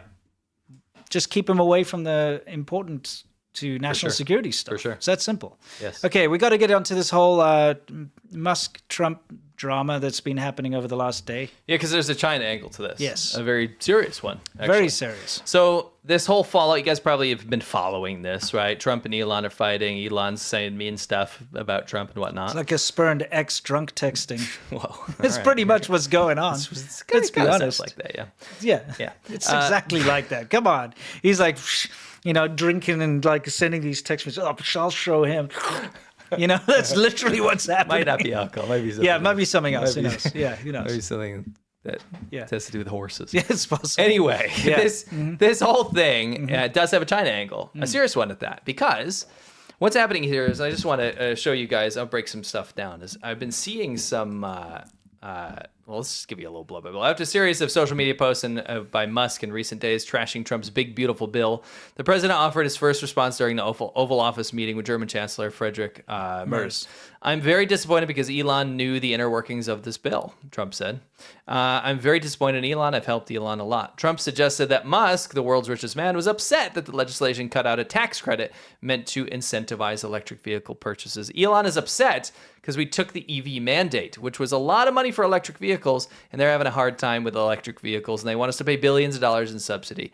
Elon knew this from the beginning, and that's probably true. Yeah. So this does have massive implications for across the pond in China with our adversaries. So I looked at some articles. China's ultra cheap EVs are scaring China, which is interesting. China's basically, if you're behind the game here, trying to conquer the entire world market of EVs because they see EVs as the future, right? Yes. They know that if they can corner the market with cheap cars, then nobody's going to be able to compete. They'll have a global monopoly with state control over one of the most important industries in the world. By the way, I just want to interject here and talk a little bit about these 0 kilometer or 0 mile EVs that are being sold secondhand.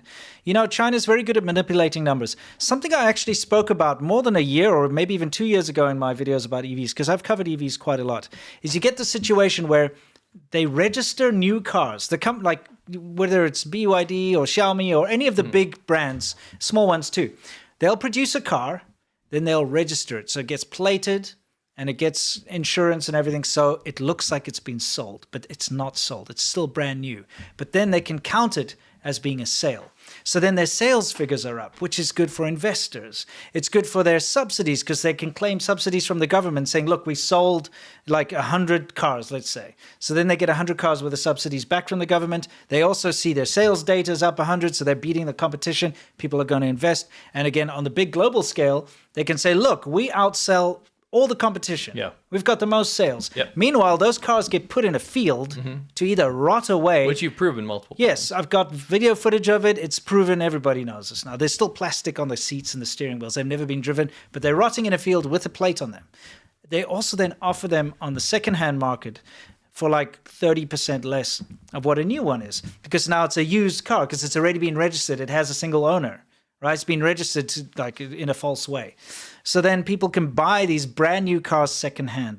But of course, these cars that get dumped in the fields that get sold second-hand, they're not going to have the same standards when it comes to safety standards and quality control and stuff like that, because they're built literally to be thrown in a field and be a fake sales number. So people are getting these like very bad quality cars. And again, it's all about like facades, shortcuts and facades. It's a big BS Ponzi thing. scheme. It's a huge Ponzi scheme. So to get back to this whole thing, biggest Ponzi it is the scheme. biggest Ponzi scheme. To get back to all of this, that's also why there's such a problem, because right now that's starting to be exposed. Yes. It's causing a huge problem. People are very worried about the EV sector kind of popping a little Yeah, bit. if you see the next slide, actually, it says just that. Both articles are linked below. Yeah. But what China's asking right now, they're like, can you stop dumping Yes. inventory on us? Because they've made the Chinese government's incentivized with rebates and subsidies. Yes. For China to be the number one in the world in this stuff. So you have millions of cars that are just trash. Remember those shared bicycles? Yep. It's the same thing. Same thing with EVs. And I've proved it before. I made a video where you can see thousands of cars rotting in fields everywhere. Yep. All around the country, because they just get pumped out Yep. to claim a subsidy. So back to Trump and Musk, right? Yeah. How is this whole spat implicated in this, right? Yes. Well, the big beautiful bill that Trump has made to make all these cuts, right? Yes. EV cuts, subsidies, cutting EV subsidies in America, right? This hurts China. Let me tell you Yes. how. Okay. And this also hurts Elon.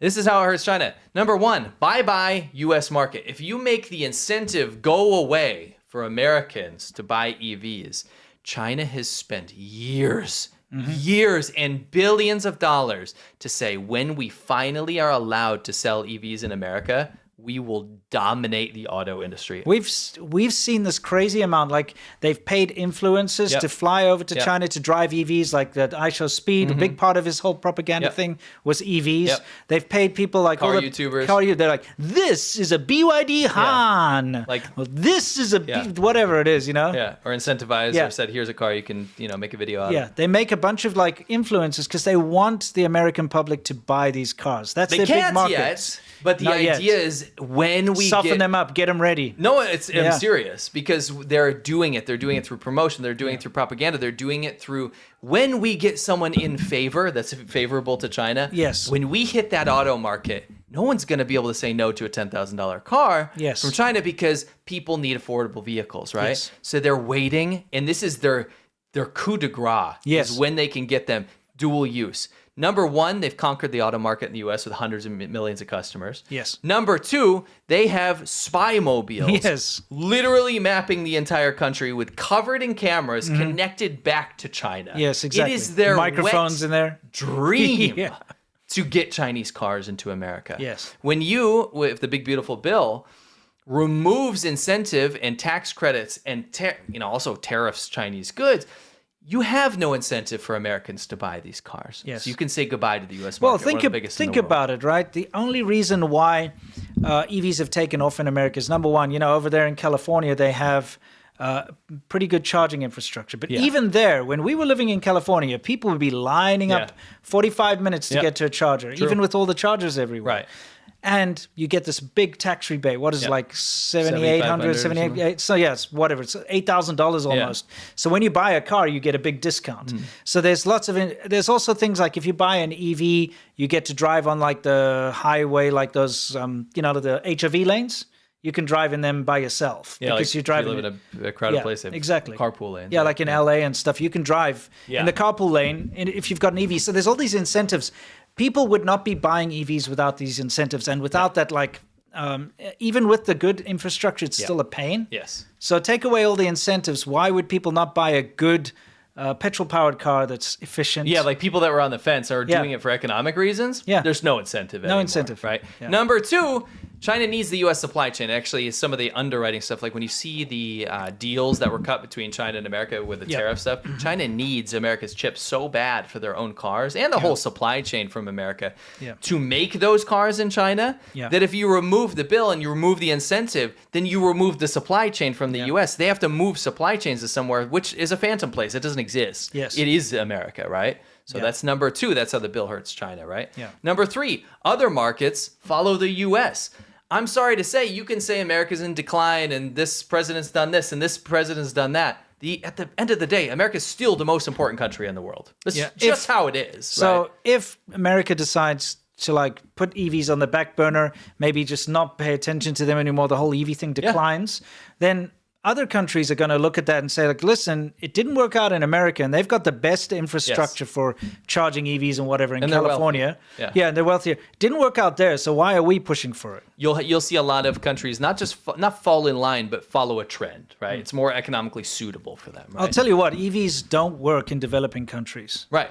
Like South Africa, places like that where the power's off all the time. How are you supposed to charge your EV? For sure. Let's keep going. It pushes, number 4, it pushes Chinese companies to focus primarily on domestic sales. Now, that sounds like a positive, right? They don't want that. They don't want it. They want to push these EVs abroad. It's saturated. It's saturated. Anyone who wants to buy a car already has it, okay? And also, there are so many crap cheap, like, remember that skin-colored fake Cayenne-looking thing we showed you in the beginning?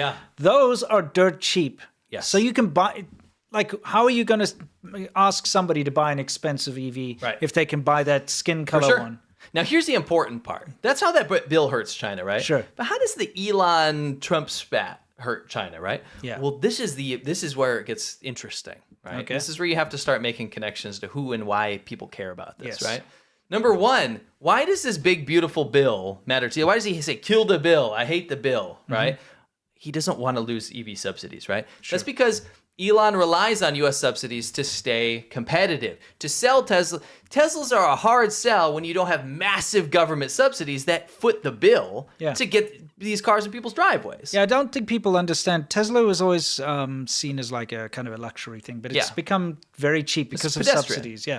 And if you're looking at a Tesla or say like, I don't know, a new Ford Edge or something, or an equivalent car, I don't know, a Marquis or something, they're about the same price. So why would you not get a locally made one? So like a Bronco, they're competitive. like a gas thing. They're competitive, right? But this is the important part. Buy a Jeep, same thing. Without them, right? Yeah. Without these subsidies, reliance on China is necessary. Right. So if let's say if Tesla shares go down, people don't want to buy Teslas in America because the incentive's gone. Yes. Elon has to go, well, 40% of my Tesla sales are in China. I need to start focusing on that because it's kind of like scorched earth. It's like, well, I got to exit the U.S. market or at least try to like minimize my losses, right? If I'm not going to have those incentives, I'm going to start really honing in on China, right? Now, that's really important because Elon has done so much to promote and cozy up to the Chinese government. We haven't talked about it a lot, but it's disturbing. We see him tweeting out direct Chinese propaganda from shills that work for China, right? He's cozied up to the Chinese government.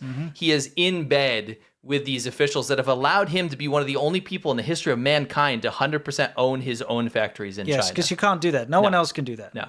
So huge out. It's like a big out. It's like an exit. It's like that meme of that car drifting. It's like drifting towards China, right? The problem is if everything in the first slide that I showed you is true, and if America does de-incentivize and doesn't have the supply chain for China anymore, and China has to focus on domestic sales, I'll tell you what they're not going to do. They're not going to promote Teslas. No. They are going to sell the absolute shit out of their own domestic because they've got brands. too much supply anyway. So they won't allow a Tesla to be sold if they can sell a cheap, like skin-colored Porsche thing. Correct. You know? This is devastating. And in fact, the last thing I want you guys to know is down below, there's an article that's absolutely fascinating and it's very, very important, especially in regards to all this stuff. Because if you look at it, like, pause that there, depending on how you look at this, you might see as Trump as like kind of anti-CCP, anti-China, right? And Elon's always been the one that's like pro-China. At least on paper, that is the case. And in fact, this article makes a good argument. It's how Elon Musk's deep ties to and admiration for China could complicate Trump's Beijing policy. And this breakup might actually end up being a very positive thing to make sure that the current administration does not cozy up to China. Right. Because he was. Elon was, for sure. Yeah. There's no denial of that. Yeah, no, we know that for sure. That's kind of interesting way to look at it. So that's what that's all about. Now we've got to get onto these factories. Do you guys remember China's Joker? What did he do? He was owed 800 yuan, which is what, $100? $111. $111. And he went and burnt down this textile factory that owed him the money. The boss wouldn't pay him. And it burned for like 3 days non-stop. Yes. So he became kind of a folk hero. Yes. And unfortunately for China, this has just exploded. No pun intended. Yeah.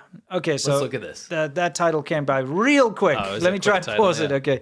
It was a super quick title. This, if anything, if you're interested in what's happening in China, this is the most important part. Yeah. Shanghai, a factory in the Zhuangqian Technology Park, okay? We're laughing because technically, we can't see the characters. It means earn money. Yeah, get money. So this factory was set on fire. Now, it's important to pay attention. Yeah. These all happen on the same day. Same day. Imagine if an American factory exploded. Yeah. It would be news for months, right? We have covered probably, 20 factories burning down now? Just recently? These happened on the same day. Yeah, so take a look. This is the one in Shanghai. You can see this is a still. There's another still. Okay. Now, in Shandong, where's it, Gaoming? This is a tire factory. Also on the same day, on the 5th. Also set on fire by disgruntled workers. Right? Yeah.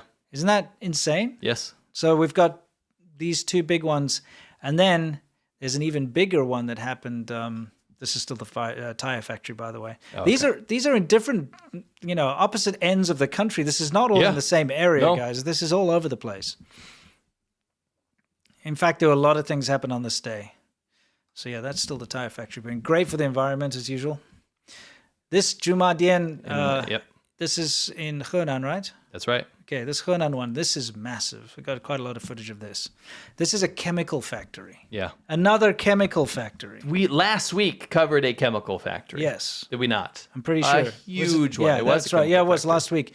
Chemical plant zone with Sonic. Yes. Where's Sonic? He's not here today, guys. Sonic is. I think we told him off. We said, "Don't come. You're not coming this time." The people in China, when this got out, because they had to stifle this for so long. Of course. When this got out, people in China were like, this just happened last week, guys. Yep. A devastating explosion at a chemical factory. Don't you think there'd be more scrutiny on safety? Yeah. Or like screening people to make sure this doesn't happen? Now, bear in mind, guys, this is a day after the anniversary of the Tiananmen Square massacre. Yes. Okay? And I think it's too coincidental to not have a connection there. At least in some way. At least people's were a bit riled up or something, maybe feeling dissatisfied and they just snapped, Yeah. And people aren't getting paid. No. China's manufacturing is quite literally going up in smoke right now. It's a manufacturing economy. Yes. And people are like, the economy's bad. Yes. They're trying to snuff out, put physical sensors over everything so no one can see anything. Yeah. Not get the videos out abroad. Yep. And at the end of the day, they're burning down their workplaces and the method of China earning its money. Yes. That's how China earns its money. Correct. And it's all because the bosses aren't paying the money. Because they don't have money. Yeah, they don't have the money to pay. It's true. Yeah, this is insane. But yeah, isn't it strange that every week we've got more factories burning? Like 2 to 5? Yeah, every single week. What's going on? Yeah. And again, where's the international news on this? It's insane. Yeah. Again, if a factory burned down somewhere in the U.S., you'd hear about it all over the world. Especially if it was intentional. Especially if 3 on the same day, big ones. Yes. How about 10 in a week? Yeah. Pretty sure you'd see that on the international news. No, China gets a pass, so they just censor it so much, and no one seems to care. Well, this is, you find it out here. Mm-hmm. Certainly we'll find it out here. What you will see is, China's green energy once again. That is a wind turbine. Take a look.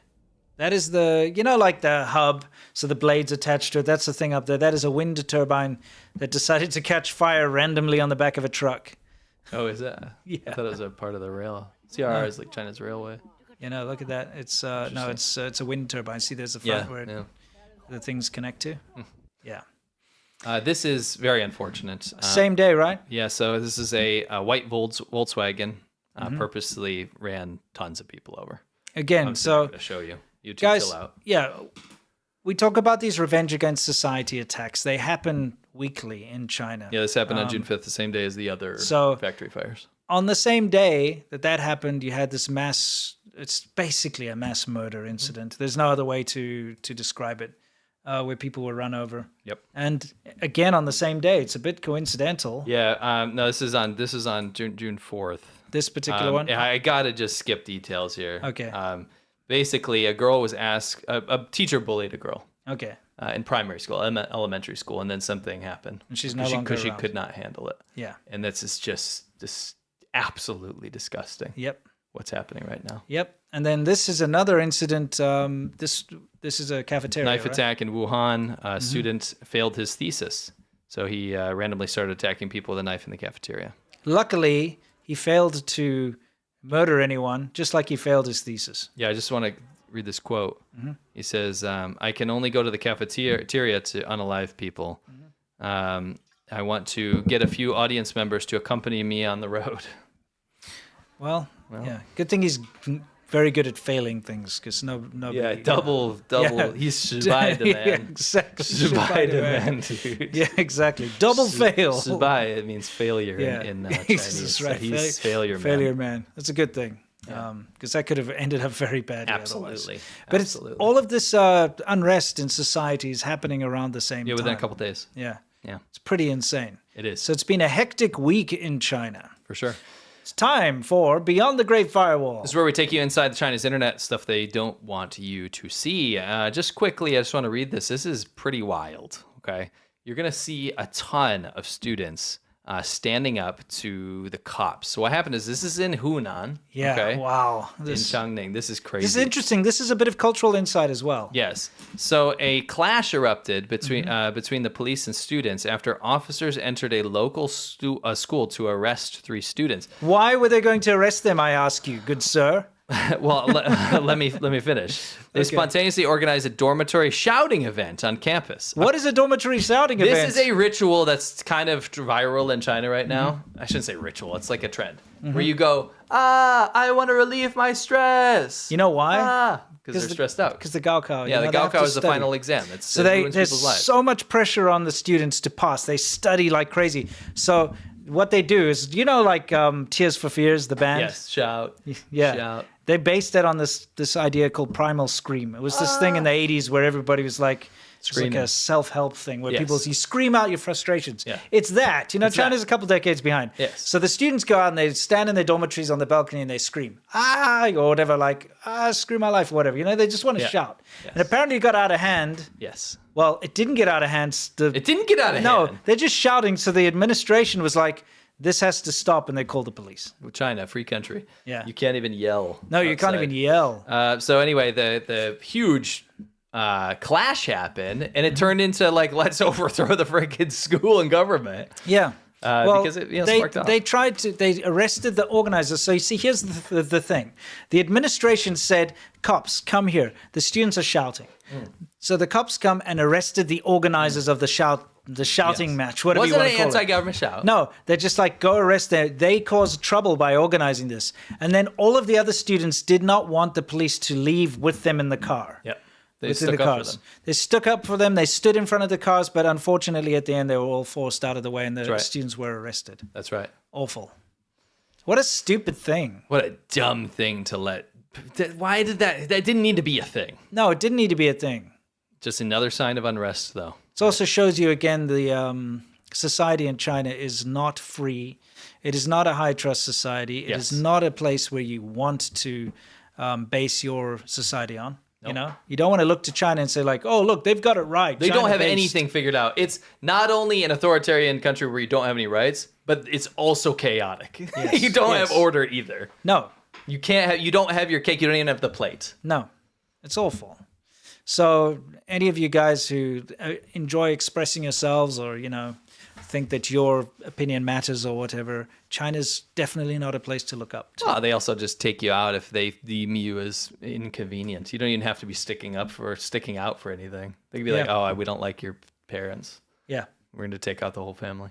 Yeah, that type of thing. This is China. Put you under house arrest, disappear you. They do. That's what they do. All the time. Okay, so that's that. SWAT. It got out of control. Of course, just because they were shouting. Yes. Primals who shout, let it all out. They're like, no. They hate keep it in. Fears. Yeah, yes. Keep it in. Yes.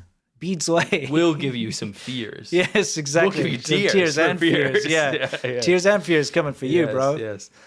So the next thing is pretty crazy. We'll have to go through it pretty quickly, but this is the sentiment in China right now: is you graduate and you can't get a job. Yeah, let's take a look.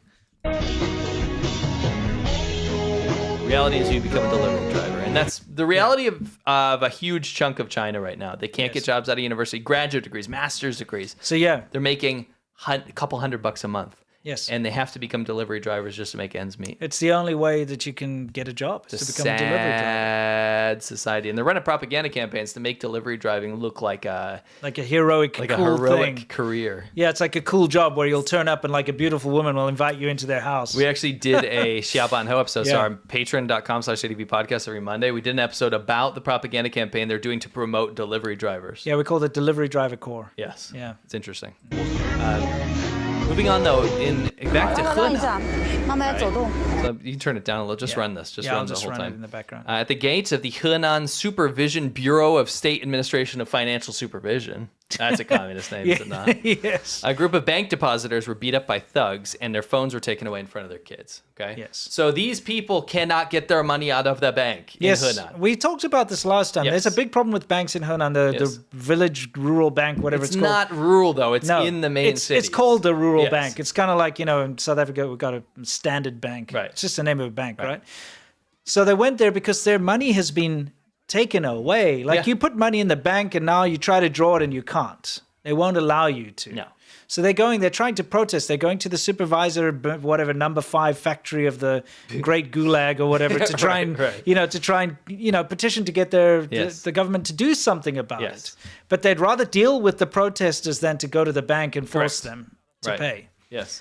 So the next thing that happened, so that was that. This is still, then they... you can move on. On May 30th, while you get to that footage, a family of 4 of the Henan Rural Commercial Bank... It's that same one. Yes, went to Henan to meet the Central Inspection Team. So they got a meeting with the bank, right? Be like, why can't we get our money, right? Yes. They had their house broken into by a group of thugs claiming to be from the police station. I think their hotel. Their hotel, sorry. Where they're staying is what I mean. The 6-year-old witness, so the little boy witnessed his grandmother, who was over 60 years old, being violently beaten. Yeah, right, which we're not going to show. No, if you listen to this, it's really horrible because they're like, open up. And he's like, who's that? And they're like, just open the door. Like,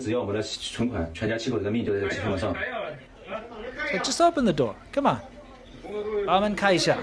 They're allowed to go do this. They got a bank meeting. This happened to me. Yes. No, I'm saying yes. A lot because I'm South African. They just come to my door at night and be like, open the door. I'm like, who are you?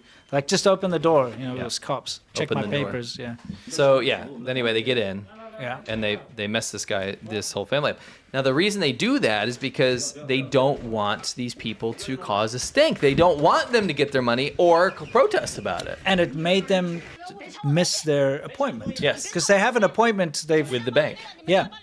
So they send these thugs in, and by the way, they're plainclothes police. There was a uniformed police behind them. China, when they think that you're being inconvenient and you're exercising your legitimate rights, will just send criminal thugs and plainclothes police that work together, by the way, as a mafia state to go beat you up. Yes, exactly. These guys are just trying to go and, get their money back. Yes. But they're just not allowed to. No. Right? So moving on to the last thing. We got to keep going. All right. On June 4th, so on the anniversary of Tiananmen Square, okay? Yeah. The bank depositors... I'll fast forward a bit. Yes. They arrived at the Zhengzhou railway station, the main city of Henan. Right? Yes, so you arrive at the railway station.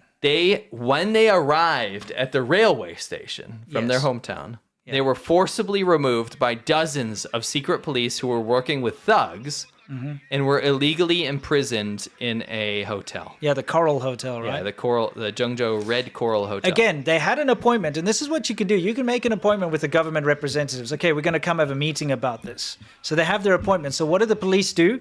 They get them off the train. See, you can see them all here. Yeah. They go and imprison them in a hotel so that they miss their appointment. Yes. What kind of a bullshit society is this? There's no justice there. No, there's no rule of law. You made an appointment with the government, so the government sends thugs and cops to make sure you can't make the appointment. It's a mafia state. Yeah. They could not meet the people they arranged to discuss their deposits. So this is how they stop it. They don't deal with the debt crisis. They don't deal with the fact that everyone's losing their money and can't get their money out of the bank. This is a lot of people, by the way. Yes. They don't deal with that. In fact, this has been going on since 2022. They shut it down, arrest, and beat you up when you go to have a meeting that you've arranged. Yeah. You just cannot, even though the Chinese constitution says that you're allowed to petition the whole of the people or whatever, they'll say, yeah, sure. You can come, but then they will stop you from arriving. Correct. They'll be like, oh, well, you're not allowed to get on the train. Yes. Because, you're coming to cause trouble. That's right. That kind of thing. Yep. It's just insane. And again, people that try to look to China as some sort of an example, look at this stuff, all right? Anyway, it's Worldview time, guys. This is where we talk about everything in the world, specifically with regards to China. Look at this douche. This is crazy. This is crazy. You guys pay attention to this Yes, one. please. This happened in America, okay? British and Chinese nationals indicted for alleged plot to silence U.S. dissident and smuggle U.S. military technology to China. Just leave it there. No, leave it there. All right, you're going to read a bit? Yeah, so this guy... Pay attention. This is super important. A British father accused of spying for the Chinese Communist Party plotted to kidnap and kneecap a critic of Xi Jinping, okay? John Miller, this guy, a businessman who owns a 1.5 million pound home in Tunbridge Wells, so in the UK, but he's a permanent resident of the US. Right. That is flanked by 2 Chinese terracotta warriors, by the way, in his home, is alleged to have tried to smuggle missiles and drones into China. From America. The 63-year-old, whose wife is a church warden in Kent, was described as funny and nice. Okay? Funny and nice. Is how this man is described, right? Sure. However, he was attempting to traffic sensitive American military technology, missiles, air defense, radar, and drones into China, right? He referred to Xi Jinping as the boss in intercepted phone calls. Right. Court documents in the U.S. state that Mr. Miller wanted to have a Los Angeles artist, so a Chinese dissident, right, in L.A., who was a critic of Mr. Xi Jinping, effed up. He allegedly said his Chinese handlers were bang up for launching an attack on him with bullets instead of baseball bats. Right. Okay? In April, Mr. Miller was arrested with Cui Guanghai, a 43-year-old Chinese national, on the orders of the FBI in Serbia. So they had run away to Serbia. Yeah, they were in Serbia when they got arrested, where he is awaiting extradition to the U.S. They're going to send him back, right? The pair were charged after approaching 2 individuals, unbeknown to them, who were actually working for the FBI. Mr. Miller is a permanent resident of the U.S., was born in the UK. He has held roles in at least 5 UK companies, including a firm that appeared to facilitate English language teaching jobs in China. TEFL. But is now dissolved. This guy is one of those English teachers in China that he's a loser. He's an absolute douche loser. Yep. Right? Gets tantalized by handlers. What if he rides a bicycle? He kind of looks like he would. Yeah, he does. Gets tantalized by Chinese handlers. Yes. MSS or whatever branch of the government. Gets given a big head. He gets given a spotlight. They're like, we love you. You're great, right? Got a mission for you. Go to LA, right? Yeah. And shoot artists in the kneecaps. Or arrange. Or it's usually the other way around. These guys are like, oh, you got a problem with this guy. I can sort it. I got connections. Yes. He wants to score points with the CCP. I've met a lot of guys like this. So it's so easy to understand their motives and understand who they are. A lot of the guys who are very critical of us, that spend their day in and day out making videos trying to discredit us and so on, they're like this guy. Yes. It's the same kind of thing. It's the propagandists that end up on Twitter putting out the CCP propagandists often have characteristics like this guy, right? Yeah. According to the 27-page indictment, right, Mr. Miller told a confidential FBI source that the real payday is going to be putting the siding up on that guy. There's going to be extra cash to play with when that happens. The special agent said that siding meant an assault Yes. And that they had there had been an earlier conversation where Mr. Miller had discussed possibly kidnapping the victim in the U.S. Yes. On behalf of the CCP, Correct. this British scumbag. They want it bang, bang, and gone, Mr. Miller is quoted as saying in a recorded phone call. No talking to, no nothing to, like a mugging or something. Take his effing watch, take his phone. He then asked if he cares, so he's talking to the handlers or whatever, if he prefers bullets versus baseball bats, before replying, not necessarily, but I think you'll get paid more for bullets. Yeah. And the guys I spoke to said that's way effing easier. Apparently, they're not so much baseball bat or like an ice pick is the best way of doing it. Okay? On the knees and ankles. Doesn't necessarily have to be bullets. Have him effed up and have his picture taken. Effed up. But the guys I've spoken to, the easiest thing is just bam, bam, bam, bang, and just walk away. Sure. But listen, it doesn't have to be that. Knees and ankles. So this is the Chinese Christmas wish list. Okay. Another phone call shows that Mr. Miller, this British By the way, before you continue, the whole reason for this is the dissident artist made two statues. And we've maybe you've seen them, maybe not, but it's Xi Jinping and his wife, topless. So his wife is topless, he's topless, and they're kneeling down in like that very unflattering, like as if they put on trial or something like that. And he was going to display them in public. He did. He put them in New York Times. He put them in the Times Square, actually, but this is before he was going to display them. You're allowed to do this in America. They tried to first buy the statues from this dissident, and he refused to sell them. And so then they went into this plan to try and get rid of him. Yes. Anyway. Mr. Miller, another phone call appears to show that Mr. Miller had arranged a payment with a minimum of $100,000 for the source to carry out the assault. Yeah. 100. So this guy's, he's a middleman. Yes. For the Chinese government to potentially kill someone on U.S. soil. Yeah. Or kidnap, minimum or kneecap them, or whatever. When questioned if there was a problem from the female handler Mr. Guanghai was reporting to, he replied, "Oh, no. Right? She's second in command, and her boss is banging up for it. There's another guy who needs to approve it, and they're all banging up for it. As long as it's reasonable, the numbers we talked about, I'm pretty sure it's 100%. The documents show that the Paris, remember, it's a Chinese handler and this British guy, also enlisted undercover agents to stop the victim from protesting against Mr. Xi's appearance at a summit, and installed tracking devices on the victim's car. Yep. And paid the undercover agents to slash their tires. Yep.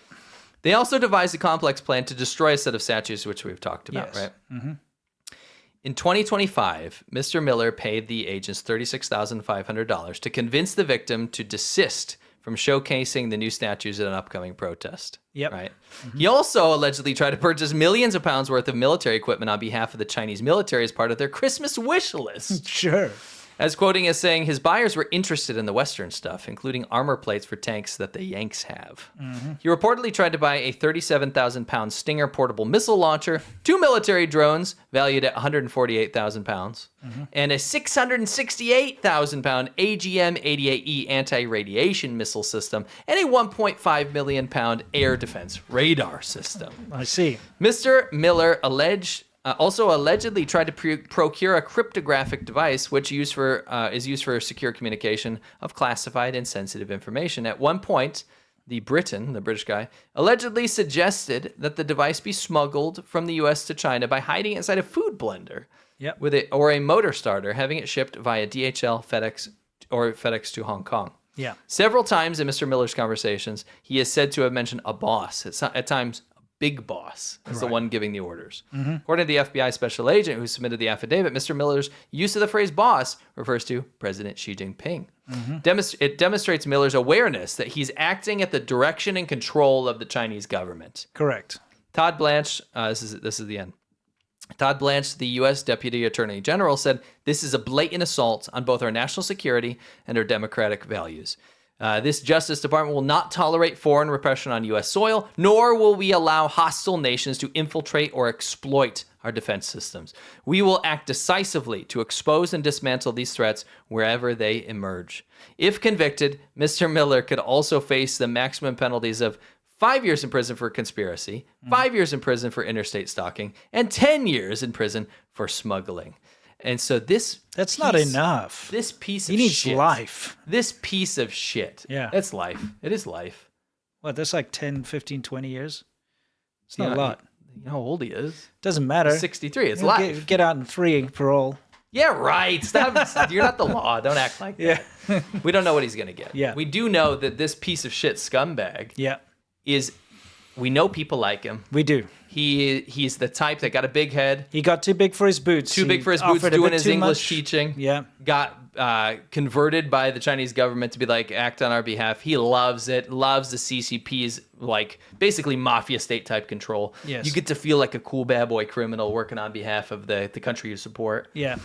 And you are trying to facilitate the potential murder of a dissident that just did some art that the CCP doesn't like. This is what the CCP is doing. Oh, by the way, there's another part of this where they actually paid protesters, remember? Yeah, yes. And it's important because what they did was him and his handler paid some Taiwanese, some protesters to go to like a Taiwan independence thing or whatever, to hold up these things like "Don't divide us." I think it was when Taiwan came or something. Yeah, it's the kind of stuff you see. America first. Mm-hmm. Don't interfere with other countries. Like we should, all that kind of stuff. They actually paid people to go and hold up signs as protesters. It gives you an insight into the fact that these are not organic. When you see these like protesters that go and hold up all these pro CCP things. Anyway, fascinating read. You've got the link in the description. Rot in jail. Yes. Rot. Yes. Just a quick thing. OpenAI takes down covert operations. Basically, China is using OpenAI to do a lot of bad stuff. Yep. But importantly, to connect it to us, they were using it to make YouTube comments and like all kinds of comments. So, all these bot comments you see, these pro CCP accounts, they're actually using OpenAI to make them more believable and not full of Chinglish and stuff, right? Yes. So that's a whole thing. You can read that in your own time. That's all there. But props to Google for taking that out. Yeah, it's that was a big network. It was called like Sneer Review. Okay, comments are posted across TikToks, X, Reddit, Facebook, in English, Chinese, and Urdu. Yep. Subjects included the Trump administration's dismantling of the U.S. Agency for International Development. Yeah, we saw tons. Oh, the USAID? Tons. Dude. Tons. Thousands. We saw thousands of comments talking about USAID and how it's so good that it was dismantled. Yeah, and saying like, how are you guys going to make videos now that your USAID funding's gone? We were a target of this campaign. Yeah, we were a part 100%. Of this. Yeah. Anyway, that's a good read. Again, down in the description. For sure. Did we ever hit our goal, by the way? We did. Oh, yeah, why didn't you tell me? Sorry. It's important. Because we were in the middle of it. Guys, goal. We hit our super chat goal. We did. Thank you. Very much, guys. Thank you very much for your generosity. Also, you better paste that link right now. I'll do it. Right now. Get it. They earned it. Yes. You guys are fantastic. You're incredibly generous. Thank you. And, your reward is going to be that Whose Box, Box. The Box documentary. Yes, exactly. We're going to post it in the live chat right now. Yes, there's actually a Box 2.0, by the way. Yes, we did a follow-up, which is also hilarious. And, Box doc. Yes. There we go. All right, maybe pin that if you can. Yep. Can you? All right. Yeah, I can pin it. Okay, good stuff. That is fantastic. Do you want to say something about Hegseth? Yeah, just give me a second. Sure. Okay, it's in the chat. So just this Hegseth thing, real super quick. At a security conference, Hegseth said the U.S. would fight and win decisively if China invades Taiwan, which is we're getting very close to just being completely over and be like, we need to defend Taiwan, which is great. That's good. Good I'm stuff. very, very happy to see Let's get to the question. Oh, yeah, guys, it's Yamcha. This is our Q&A segment where we answer your questions and you question our answers. It has been a long one today. It has. But again, very important episode. We've covered a lot of important topics. I hope you found them interesting. It's Friday. Time to loosen the tie. It's time to relax, guys. Let's get on with it. If you're not watching us live or on the weekend, we bid you farewell.